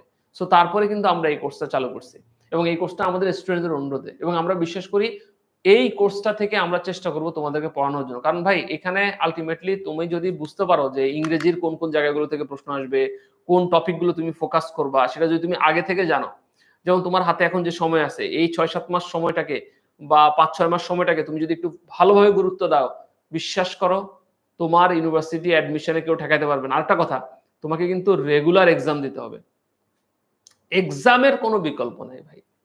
হ্যাঁ, অনেক স্টুডেন্ট আছে আমি দেখি যে তারা খুব ভালো প্রিপারেশন নেয়, খুব ভালো পড়ে, কিন্তু এক্সাম দেয় না, এবং এই এক্সামের কারণে কিন্তু তারা আটকে যায়। তুমি দেখবা একটা পরীক্ষার হলে তুমি যদি খেয়াল করে দেখো যে গতবার যে তুমি ব্যর্থ হয়েছিলা, সেই ব্যর্থগুলো কেন হয়েছিল সেখানে যদি অ্যানালাইসিস করো, দেখো তো ভাইয়া যেটা বলি সেটা মিলে কিনা। গতবার তুমি ব্যর্থ হওয়ার অনেকগুলো কারণের মধ্যে একটা কারণ হলো তোমার টাইম ম্যানেজমেন্ট ভালো ছিল না, নাম্বার 1। তুমি পরীক্ষার হলে সবকিছু সময় মতো অ্যান্সার করতে পারো নাই। এই টাইম ম্যানেজমেন্টের জন্য কিন্তু আমরা ডেইলি, উইকলি এবং লাস্টে মান্থলি সহ লাস্টে ফাইনাল মডেল টেস্ট নিব। কারণ হচ্ছে আমরা চাই তোমাদের টাইম ম্যানেজমেন্টটা ভালো হোক। সচিন টেন্ডুলকার, ভারতের প্রাক্তন ক্রিকেটার, তাকে প্রশ্ন করেছিল যে আপনি জীবনের শেষ ম্যাচেও প্র্যাকটিস কেন করেছেন, আজকে তো আপনার শেষ ম্যাচ, শেষ টেস্ট ইনিংস। তখন সে বলছিল আমি আজকের ম্যাচেও সেঞ্চুরি করতে চাই, আজকের ম্যাচেও আমি ভালো করতে চাই। প্র্যাকটিস ছাড়া কেউ কখনো পারবে না। এটা খুব সিম্পল একটা বিষয়, প্র্যাকটিস ছাড়া একটা মানুষের পক্ষে ভাই কখনো ভালো করা সম্ভব না। সো প্লিজ তুমি প্র্যাকটিস করো, এক্সাম দাও, পড়াশোনা করো। সেকেন্ড, তুমি দেখবা যে অনেক স্টুডেন্ট যে জায়গা থেকে প্রশ্ন করলে পরীক্ষা আসবে সেটা ফোকাস না করে সে অন্য টপিক থেকে ফোকাস করছে বেশি। সো তোমাকে কিন্তু তোমার নেসেসারি টপিকগুলো সম্পর্কে জানতে হবে, যে আসলে কোন টপিকটার উপর তুমি ফোকাস করবা বা কোন টপিকটার উপর থেকে তোমার প্রশ্ন আসবে সেটা কিন্তু তোমাকে দেখতে হবে। থার্ড নাম্বার বিষয় যেটা, সেটা হলো যে তুমি যখন যে কোনো প্রস্তুতি নিবা, সেই প্রস্তুতির জন্য তোমার কিন্তু একটা কনফিডেন্স লেভেল দরকার। এবং দেখবা স্টুডেন্টকে যখন তার টিচাররা অ্যাপ্রিসিয়েট করে, স্টুডেন্টরা যখন স্টুডেন্টরা বলে যে তোমার এই জায়গা দুর্বল, এটাকে ঠিক করো, তখন দেখবা সেই স্টুডেন্টটা অনেক ভালো একটা জায়গায় চলে যায়। Very simple. সো এই জিনিসগুলোকে যদি তুমি ফোকাস করো না, ইউনিভার্সিটি অ্যাডমিশনে চান্স পাওয়া কোনো ব্যাপার না। আমি বিশ্বাস করি, দেখো তুমি বাংলাদেশের সবচেয়ে খারাপ স্টুডেন্টকেও তুমি যদি জিজ্ঞেস করো যে ভাইয়া তুমি কেন খারাপ করছো, তখন সে বলবে যে আমার গাফিলতি ছিল। এবং সে কিন্তু যখন আমাদের এজে আসবে তখন বলবে যে ইস, আমি যদি তখন, আমি অনেককে দেখি জানো, ইভেন আমার ফ্রেন্ডদের অনেককে দেখি যারা একটা সময় অনেক ভালো স্টুডেন্ট ছিল, কিন্তু তারা ভালো প্রিপারেশন নেয় নাই, ভালো পড়ে নাই, লাইফে পিছিয়ে গেছে। মানে লাইফে পিছিয়ে যাওয়ার কোনো সুযোগ নেই। তোমাকে তোমার জায়গা থেকে বেস্টটুকু ট্রাই করতে হবে, ট্রাস্ট মি।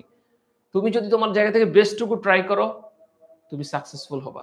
এবং সত্যি কথা, এই যে আমি তোমাদেরকে সাহস দিচ্ছি বা আমি বলছি আমরা তোমাদেরকে চেষ্টা করছি, এই কোনো চেষ্টা কাজ হবে না যদি তুমি নিজে চেষ্টা না করো, তোমার নিজের মধ্যে যদি রিয়েলাইজেশন না আসে। Very simple. আমি বললাম না, পৃথিবীর সবচেয়ে খারাপ ছাত্রকে যদি তুমি জিজ্ঞেস করো যে ভাই আপনি কি ভালো কোনো ইউনিভার্সিটিতে পড়তে চান, আপনি কি লাইফে বড় হতে চান, সে বলবে হ্যাঁ চাই। শুধু পার্থক্যটা কি জানো, সে কাজ করে না। সো তোমাকে কাজ করতে হবে, তোমাকে একটা একটা জায়গায় তোমাকে যেতে হবে এবং সেটার জন্য তোমাকে পরিশ্রম করতে হবে। সো আমরা পরিশ্রম করলাম তাইলে তো হবে না, ঠিক আছে? হ্যাঁ, অনেকে ভর্তি হতে পারবা, ভাইয়া আমি এইচএসসি 24 এর, আমিও কি ভর্তি হতে পারবো? হ্যাঁ, তুমিও ভর্তি হতে পারবা, অসুবিধা নেই।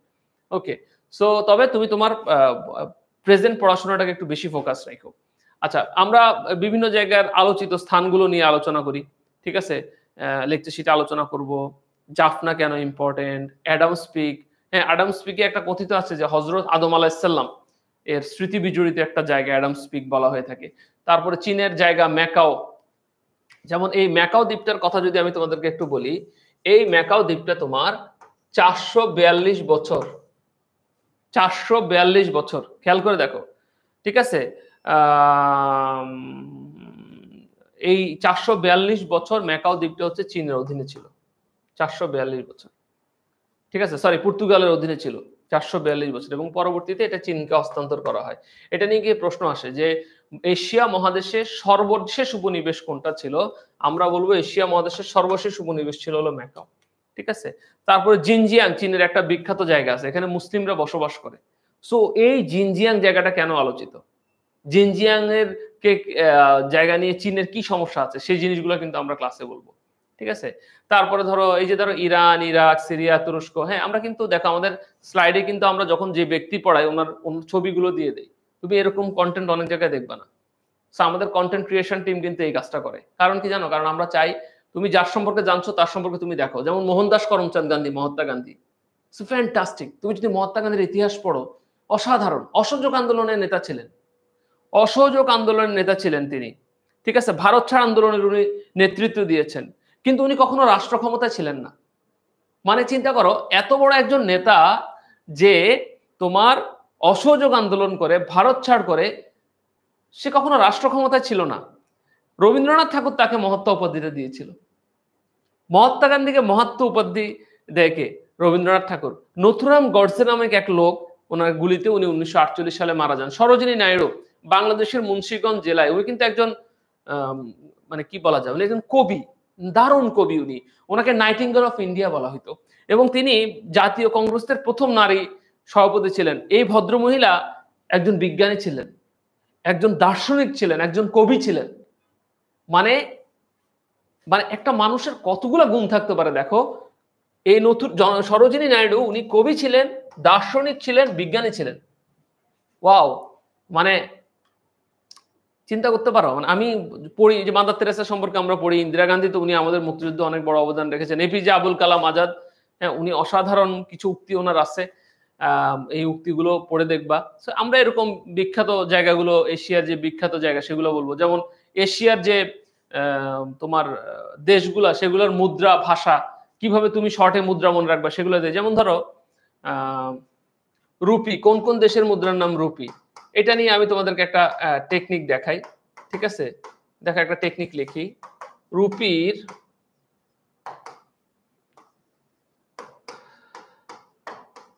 ভরিতে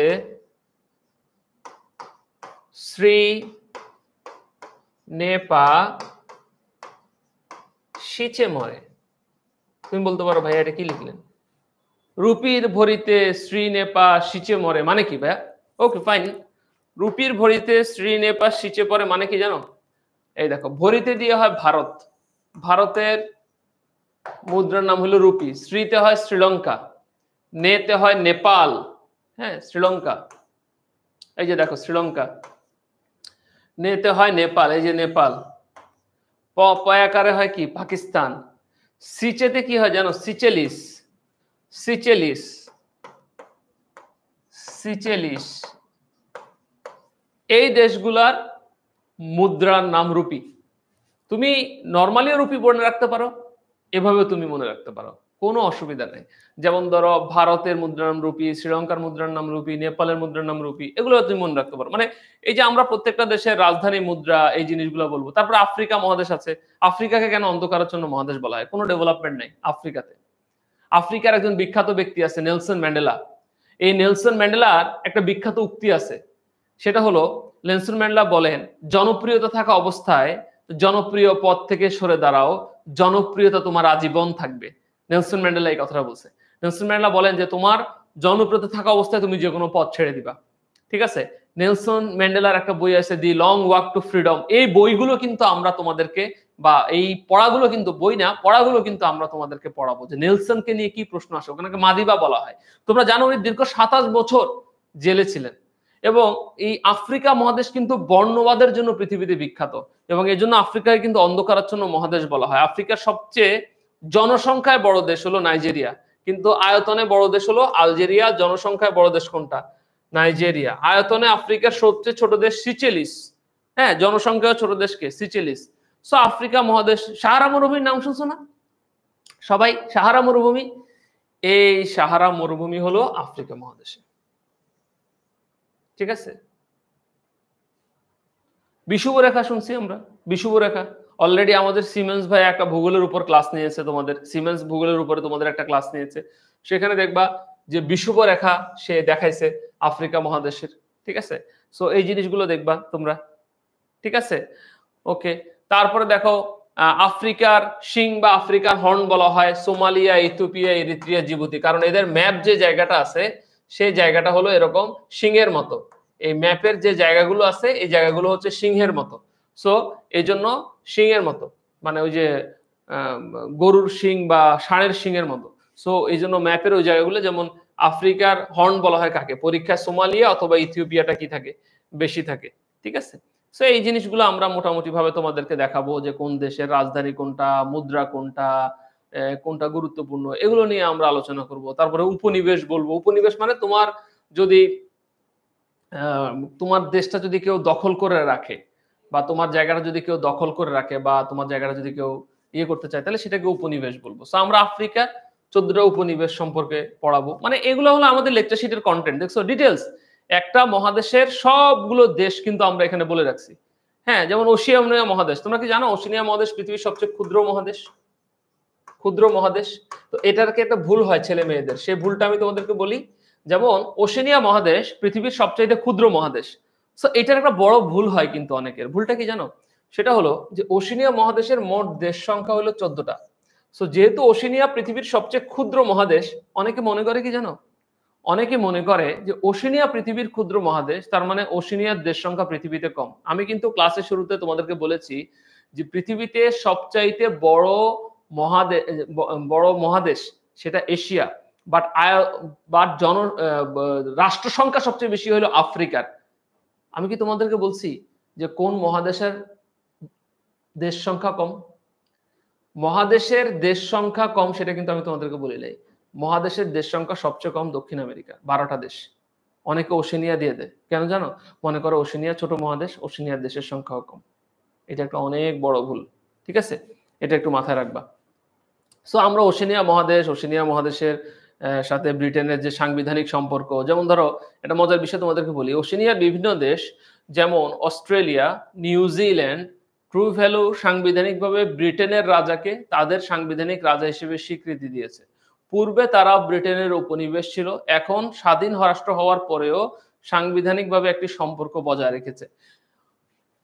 অস্ট্রেলিয়া, নিউজিল্যান্ড এই দেশগুলো সবচাইতে বেশি তোমার হচ্ছে অনেক দীর্ঘ সময় ব্রিটেনের অধীনে ছিল, ব্রিটেন তাদেরকে শাসন করেছে, এবং তারা কিন্তু ব্রিটেনের রাজাকে সাংবিধানিকভাবে তাদের রাজা মনে করে। অস্ট্রেলিয়ার একটা বিখ্যাত প্রাণী আছে না, ক্যাঙ্গারু, নাম শুনছো? অস্ট্রেলিয়ার একটা বিখ্যাত প্রাণী আছে ক্যাঙ্গারু। সেই ক্যাঙ্গারু প্রাণীটা তোমার সবচেয়ে বেশি সুইসাইড করে পৃথিবীতে, ঠিক আছে? ক্যাঙ্গারু প্রাণী পৃথিবীতে সবচেয়ে বেশি সুইসাইড করা প্রাণীর নাম ক্যাঙ্গারু। ও প্রিয় শিক্ষার্থীরা, তোমরা যারা আমাদের এখানে অ্যাডমিশন নিতে চাও, 10 মিনিট স্কুল অ্যাডমিশনে, তোমাদের এখানে দেখবা আমাদের এখানে অ্যাডমিশনের জন্য পোস্ট দেওয়া হচ্ছে। সেই পোস্টটাতে তোমরা বা লিঙ্কটাতে তোমরা ঢুকে তোমরা ভর্তি হয়ে যেতে পারো। এতক্ষণ যেহেতু আমার ক্লাসের সাথে ছিল, দেখতেছো তো আমাদের ক্লাসগুলো কেমন হয়। আমরা প্রত্যেকটা স্লাইডের ভেতরে সব ডিটেলস দিয়ে দেই, দেশগুলোর ভিতরে দিয়ে দেই, কোন কোন প্রশ্নগুলো আসে সেগুলো দিয়ে দেই আমরা, ঠিক আছে? এই স্লাইডে সবকিছু আমরা দিয়ে দেই, এবং আমরা তোমাদের কমেন্টগুলো পড়ি, তোমাদের সাথে আমাদের ইন্টারাকশন হয়, ঠিক আছে? সো আমি মনে করি এই জায়গাগুলো যদি দেখো তাহলে তোমাদের জন্য ভালো হয়। নিউজিল্যান্ডের অধিবাসীদেরকে মাওরি বলা হয়। তোমরা জানো নিউজিল্যান্ড পৃথিবীর প্রথম নারীদের ভোটাধিকার দেয়। নিউজিল্যান্ড পৃথিবীর প্রথম নারীদের ভোটাধিকার দেয়, ঠিক আছে? এই জিনিসগুলো দেখবা। সো এই জিনিসগুলো নিয়ে কিন্তু ধরো প্রশ্ন আসে। যেমন একটা মজার বিষয় বলি, অস্ট্রেলিয়া নিয়ে বলি। অস্ট্রেলিয়াটা বিশ্বের প্রধান পশম উৎপাদনকারী দেশ। চিন্তা করো, বিশ্বের প্রধান পশম উৎপাদনকারী দেশ কোনটা? অস্ট্রেলিয়া। পশম, পশম তুমি বলো ভাইয়া পশম দিয়ে কাজটা কি? আরে মানুষ যে কম্বল গায়ে দেয় না, পশমের অনেক কিছু জিনিস মানুষ পরে না, জ্যাকেট ট্যাকেট পরে না, এগুলো এগুলো এগুলো তো লাগে না। তারপরে দেখো ক্যাঙ্গারুর দেশ বলা হয় অস্ট্রেলিয়াকে, বলছিলা যে ক্যাঙ্গারু সবচেয়ে বেশি তোমার হচ্ছে সুইসাইড করে অস্ট্রেলিয়াতে, বলছি না তোমাদেরকে এটা? আচ্ছা, তারপরে অস্ট্রেলিয়ার বর্তমান রাজার নাম রাজা চার্লস তৃতীয়।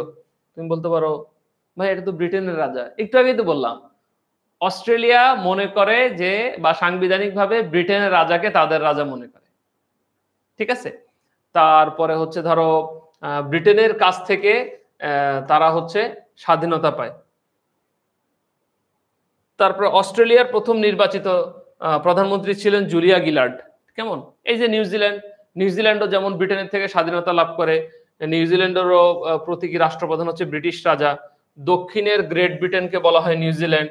নিউজিল্যান্ডের জাতীয় খেলা রাগবি, এবং নিউজিল্যান্ডের জাতীয় পাখি কিউই। এটা কিন্তু পরীক্ষায় আসে। অকল্যান্ড কিন্তু নিউজিল্যান্ডের বিখ্যাত একটা শহর, এটা দ্বীপ শহর, হ্যাঁ। এবং নিউজিল্যান্ডের একটা মজার বিষয় বলি, নিউজিল্যান্ডটা এরকম, দেখো ম্যাপে গেলে একেবারে শেষে নিচের দিকে তোমরা পাবা, ম্যাপে গেলে নিউজিল্যান্ডকে এরকম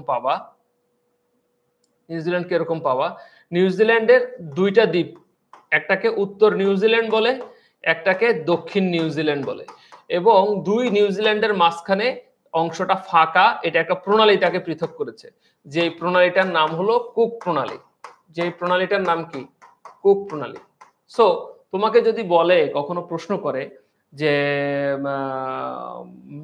যে দুই প্রণালীকে পৃথক করে কোনটা, উত্তর প্রণালী এবং দক্ষিণ প্রণালী। একজন প্রশ্ন করছে, ভাইয়া এটা কি আমাদের পেইড কোর্সের নাকি ফ্রি ক্লাস? এইটা সবার জন্য একটা ফ্রি ক্লাস আমেনা, এই কোর্সটা সবার জন্য একটা ফ্রি ক্লাস। এখানে আমরা কিভাবে পড়াই, কি জিনিসগুলো আছে, কোন কোন টপিকগুলো পড়াবো, ঠিক আছে, সেগুলো আমরা দেখাচ্ছি আর কি তোমাদেরকে, বুঝছো?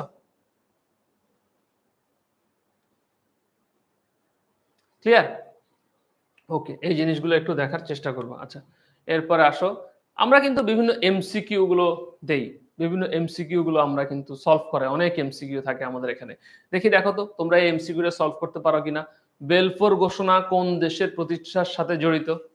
বেলফোর ঘোষণা কোন দেশের প্রতিষ্ঠার সাথে জড়িত? দেখি এটা পারো কিনা। ও, আমেনা প্রশ্ন করছে প্রণালীর কিভাবে সহজে রপ্ত করব।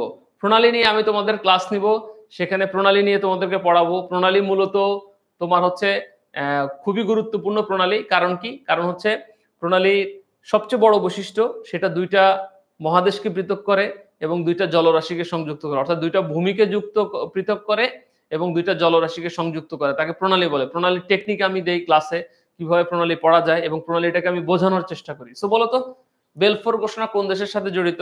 তোমরা বলতে পারবা কিনা? কোন দেশের সাথে জড়িত?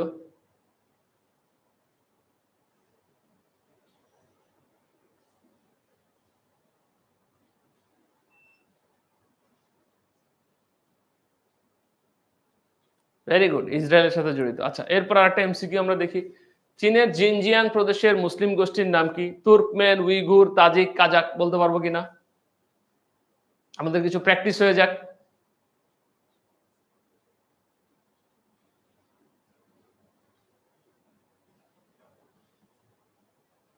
দেখি পারি কিনা। অনেকে উত্তর দিচ্ছে, ওয়াও, ফাহিমা উত্তর দিচ্ছে, টু মিডিয়া উত্তর দিচ্ছে, তারপর আমেনা উত্তর দিচ্ছে, অনেকে উত্তর দিচ্ছে। দেখি পারি কিনা আমরা। ভেরি গুড, ভেরি গুড, অনেকে উত্তর দিচ্ছে। দেখি পারে কিনা। শোনো, চেষ্টা করো, ভুল হলে কোনো অসুবিধা নেই, চেষ্টা করতে কোনো সমস্যা নেই।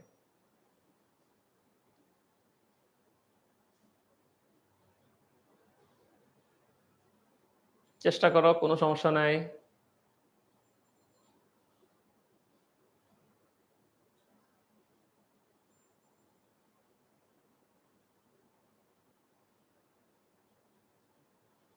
সো এটা হবে উইঘুর। ওকে, ভারত প্রজাতন্ত্র ঘোষিত হয় কত সালে? ভারত ভারত প্রজাতন্ত্র ঘোষিত হয় কত সালে? এর সঙ্গে আজকের ক্লাসে পড়ানো একটা জিনিস আমি তোমাদেরকে বলি। ভারতের রাজ্য সংখ্যা কয়টি বলতে পারবা? ভারতের রাজ্য সংখ্যা কয়টি?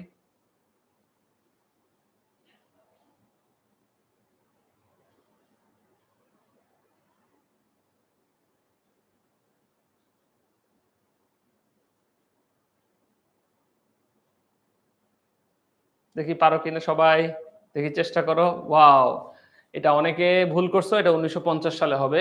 1947 সালে দেশ বিভক্ত হয়। 14ই আগস্ট স্বাধীনতা লাভ করে ভারত, 15ই আগস্ট স্বাধীনতা লাভ করে হচ্ছে পাকিস্তান। সো এটা হলো ভারত প্রজাতন্ত্র গঠিত হয় 1950 সালে, ঠিক আছে। ওকে, স্বাধীনতার জন্য কারেন বিদ্রোহীরা কোথায় যুদ্ধরত? Myanmar, Laos, কম্পুচিয়া, Nicaragua. বলতে পারবা? দেখি সবাই অ্যান্সার দাও।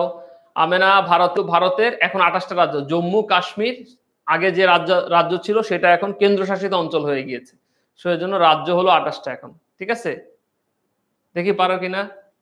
স্বাধীনতার জন্য কারেন বিদ্রোহীরা মায়ানমারের সাথে আমাদের সীমান্ত সংযোগ আছে, আমাদের দুইটা দেশের সাথে সীমান্ত সংযোগ আছে। একটা হইলো ভারত, একটা হইলো মায়ানমার। আমাদের দুটো দেশের সাথে সীমান্ত আছে, তাই না? একটা হলো ভারত, একটা হইলো মায়ানমার, ঠিক আছে। সো আমরা কিন্তু অলরেডি বলেছি যে ভারতের সাথে আমাদের সীমান্ত আছে, হলো ভারতের 5টি রাজ্যের সীমান্ত আমাদের সাথে আছে, এটা আমরা বলেছি। হ্যাঁ, আর আরেকটা জিনিস হচ্ছে মায়ানমারের 2টি রাজ্য সীমান্ত আমাদের সাথে আছে, একটা হলো চীন আর একটা হলো রাখাইন। একটা হলো চীন আর একটা কি? রাখাইন। হ্যাঁ, এরকম 2টি রাজ্যের সীমান্ত কিন্তু আছে। অনেকে বলতে পারে, ভাইয়া চীন তো একটা দেশের নাম। ইয়েস, চীন একটা দেশের নাম, আবার মায়ানমারের একটা প্রদেশের নামও চীন। ক্লিয়ার? চীন একটা দেশের নাম, আমরা সবাই জানি। আবার মায়ানমারের একটা প্রদেশের নামও কি? চীন। সো আমাদেরকে যদি বলে চীন একটা দেশের নাম, আমরা সেটাও বুঝবো মায়ানমারের একটা প্রদেশের নাম চীন। এটা কিন্তু অনেকে ভুল করে। নিচের কোন প্রদেশের সাথে, মায়ানমারের কোন প্রদেশের সাথে বাংলাদেশের সীমান্ত আছে, এটা কিন্তু অনেকে ভুল করে। এটা হবে চীন। ঠিক আছে? ওকে। তারপর দেখো, এক দেশ দুই ব্যবস্থা নীতি কোন দেশের জন্য প্রযোজ্য? দেখি পারো কিনা। এক দেশ দুই ব্যবস্থা নীতি কোন দেশের জন্য প্রযোজ্য?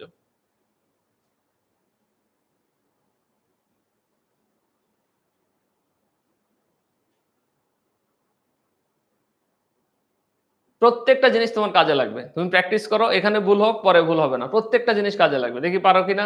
এবং একটা যদি না হয় হতাশ হওয়ার কিছু নাই। মানে আমাদের জায়গা থেকে আমাদের বেস্ট ট্রাইটুকু করতে হবে। হতাশ হওয়ার কোনো কিছু নাই। সো এটা হলো চীন। ঠিক আছে? বেল্ট রোড ইনিশিয়েটিভ এর প্রস্তাবক কোন দেশ? জাপান, চীন, ভারত, আসিয়ান? আসিয়ান। বলো তো প্রস্তাবক কোন দেশ? দেখি পারো কিনা। সবাই চেষ্টা করো। অনেকে সঠিক উত্তর দিচ্ছ, ভেরি গুড, ভেরি গুড। অনেকে সঠিক উত্তর দিচ্ছ, দেখি পারো কিনা।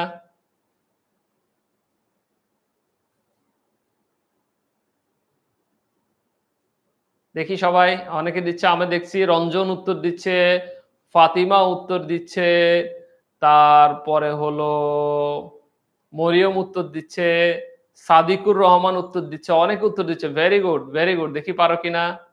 সো উত্তরটা হলো চীন। হ্যাঁ, ওয়ান বেল্ট ওয়ান রোডকে দুই ভাগে ভাগ করা হয়। কেমন? একটাকে বলা হয় নিউ সিল্ক রোড,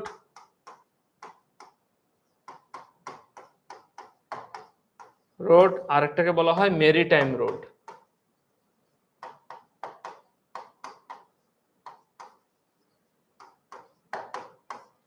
এগুলো নিয়ে আমরা ডিটেলস বলবো। এটা ইনিশিয়েটিভ চীন, চীন কেন এই ইনিশিয়েটিভটা নিয়েছে, বা চীনের এই ইনিশিয়েটিভটা নেওয়ার কারণ কি, এগুলো আমরা বলবো। হংকং চীনের সাথে একীভূত হয় কত সালে? হংকং চীনের সাথে থাকার কারণে চীনকে বলা হয় এক দেশ দুই নীতির দেশ। তো হংকং চীনের সাথে একীভূত হয় কেন? কত সালে? 1996, 1997, 1998, 1999? কোনটা হবে বলো?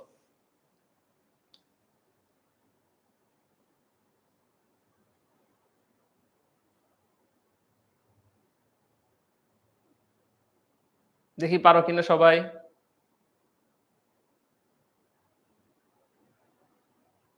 দেখি সবাই পারো কিনা।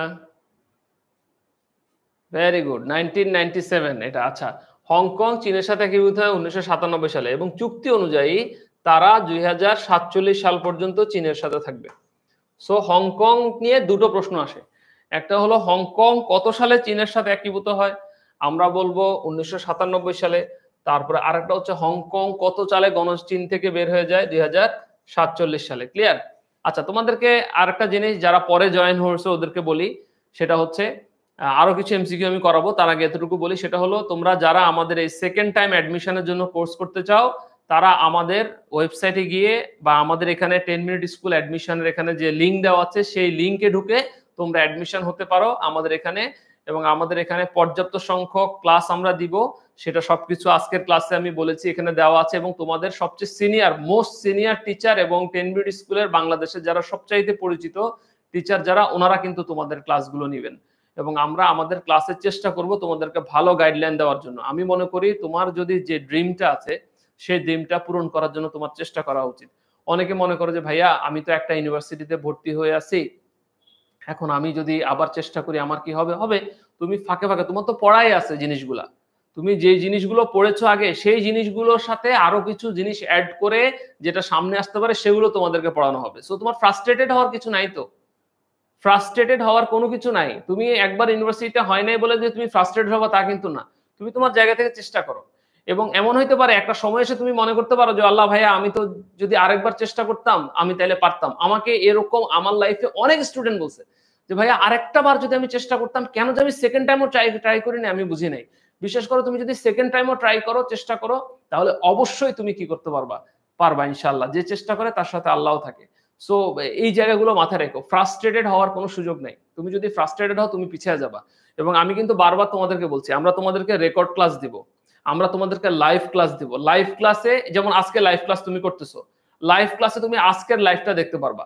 রেকর্ড ক্লাসটা ধরো আজকে আমি মহাদেশ নিয়ে পড়াচ্ছি, আমি প্রিভিয়াসের আমাদের একটা মহাদেশের রেকর্ড ক্লাস তোমাকে দিব, সেই মহাদেশের রেকর্ড ক্লাস নিয়ে তুমি ইনফরমেশনটা জানবা, আবার যখন আমার ক্লাসটা দেখবা তোমার সমস্ত ইনফরমেশন গুলো মাথায় ঢুকে যাবে এবং তুমি দুইবার একটা জিনিস শুনছো, প্লাস ক্লাস শেষে তোমার এক্সাম হবে এবং এই যে এক্সামটা হবে সেটা তোমার প্রস্তুতির মধ্যে থাকবে, তোমার প্রিপারেশনটা ঝালাই হয়ে যাবে, ঝালাই হয়ে যাবে প্রিয় শিক্ষার্থীরা। এবং আমি মনে করি তোমার যে স্বপ্ন সেই স্বপ্নের পথে তুমি আগাও, তুমি ফ্রাস্ট্রেটেড হবে না। খুব দ্রুত দেরি না করে 10 মিনিট স্কুলের লিংকে গিয়ে তুমি ভর্তি হয়ে যাও। এটা তোমার লাইফ, তোমার ক্যারিয়ারের জন্য ইনভেস্টমেন্ট, এটা তোমার জন্য কাজে লাগবে, অনেক বেশি কাজে লাগবে। এখানে ফ্রাস্ট্রেটেড হওয়ার কোনো কিছু নাই, তোমাদের ভালোর জন্য বলছি। এবং একটা সময় দেখবা তোমাদের সাকসেস আসবে লাইফে। এরকম আমরা বিভিন্ন দেখবা, ধরো তোমার, আচ্ছা এটা পারো কিনা দেখি, প্রশ্নগুলো দিয়ে থাকি আর কি স্লাইডে। দেখো তো ভারতের জাতীয় পাখি কোনটা, তোমরা ভালো পারো কিনা দেখি। ভারতের জাতীয় পাখি কোনটা দেখি, পারো কিনা। রাজহাঁস, ময়ূর, ঈগল, গরু, কোনটা ভারতের জাতীয় পাখি বলো তো? ভারতের জাতীয় পাখি কোনটা, পারো কিনা দেখি। দেখি পারো কিনা ভারতের জাতীয় পাখি কোনটা।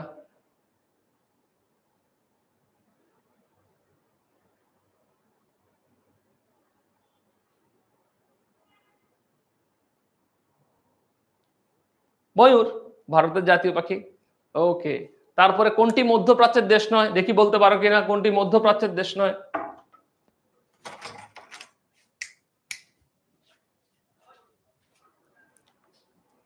বলো তো দেখি কোনটি মধ্যপ্রাচ্যের দেশ নয়। মধ্যপ্রাচ্যের দেশ নয় কোনটি? কাজাখস্তান মধ্যপ্রাচ্যের দেশ নয়, ঠিক আছে, মধ্য এশিয়ার দেশ।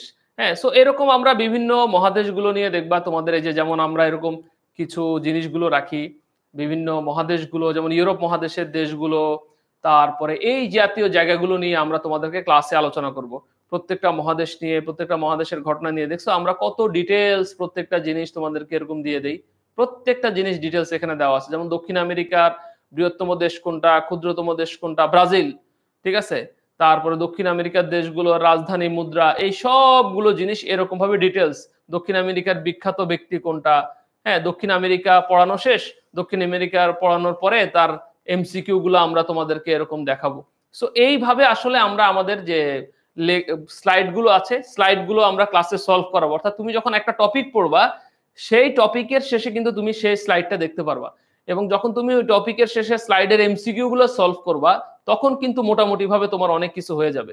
যেমন ধরো রাশিয়ার পূর্ব অঞ্চলের বৃহত্তম শহর ভ্লাদিভস্টক, তারপরে প্লাজমিসিডের বৈশিষ্ট্য কি, অ্যান্টিবায়োটিক প্রতিরোধী, এই জিনিসগুলো কিন্তু তোমাদের আসে, এবং এই জিনিসগুলো থেকে কিন্তু সেগুলো তোমাদের কি আসবে, প্রশ্ন আসবে।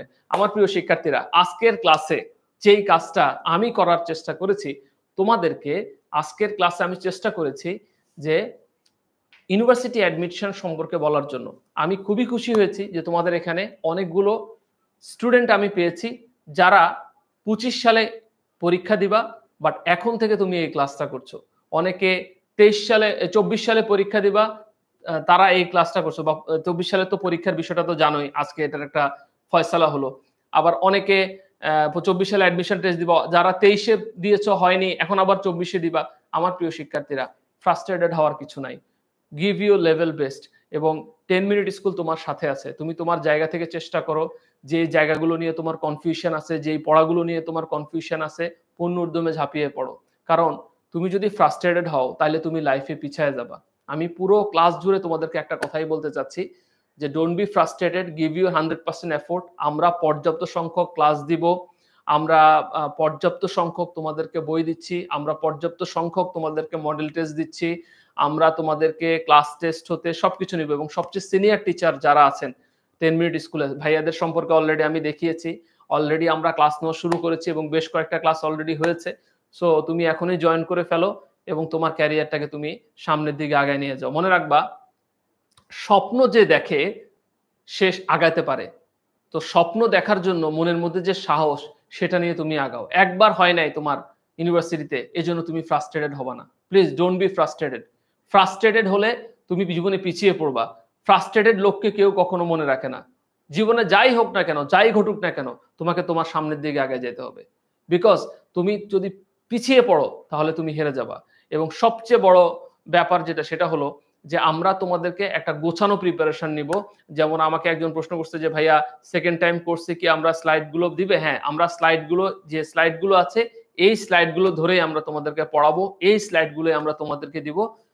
আমি বিশ্বাস করি তোমরা সবাই টেকার মতো স্টুডেন্ট এবং তোমরা অবশ্যই চান্স পাবে। সো সবার জন্য আমার অসম্ভব মন থেকে দোয়া, এবং আমি অধীর আগ্রহ অপেক্ষা করছি তোমাদের সাথে ক্লাসে দেখা হবে। তোমাদেরকে সাফল্যের দ্বারগোড়ায় ইনশাআল্লাহ আল্লাহ পৌঁছায় দিবে, তোমাদের সাথে আমরা আছি। সেই পর্যন্ত তোমাদের প্রিয় শরীফুল ইসলাম অব্র ভাইয়া তোমাদের থেকে বিদায় নিচ্ছে, এবং আমি চাই তোমরা সবাই 10 মিনিট স্কুলের সাথে থাকো। 10 মিনিট স্কুল তোমার প্রিপারেশনের সঙ্গী হোক। সবাইকে আমি অব্র ভাইয়ার তরফ থেকে এবং 10 মিনিট স্কুল থেকে আজকে এখানেই বিদায় নিচ্ছি। সবাইকে অনেক ধন্যবাদ। Thank you. আল্লাহ হাফেজ। আসসালামু আলাইকুম।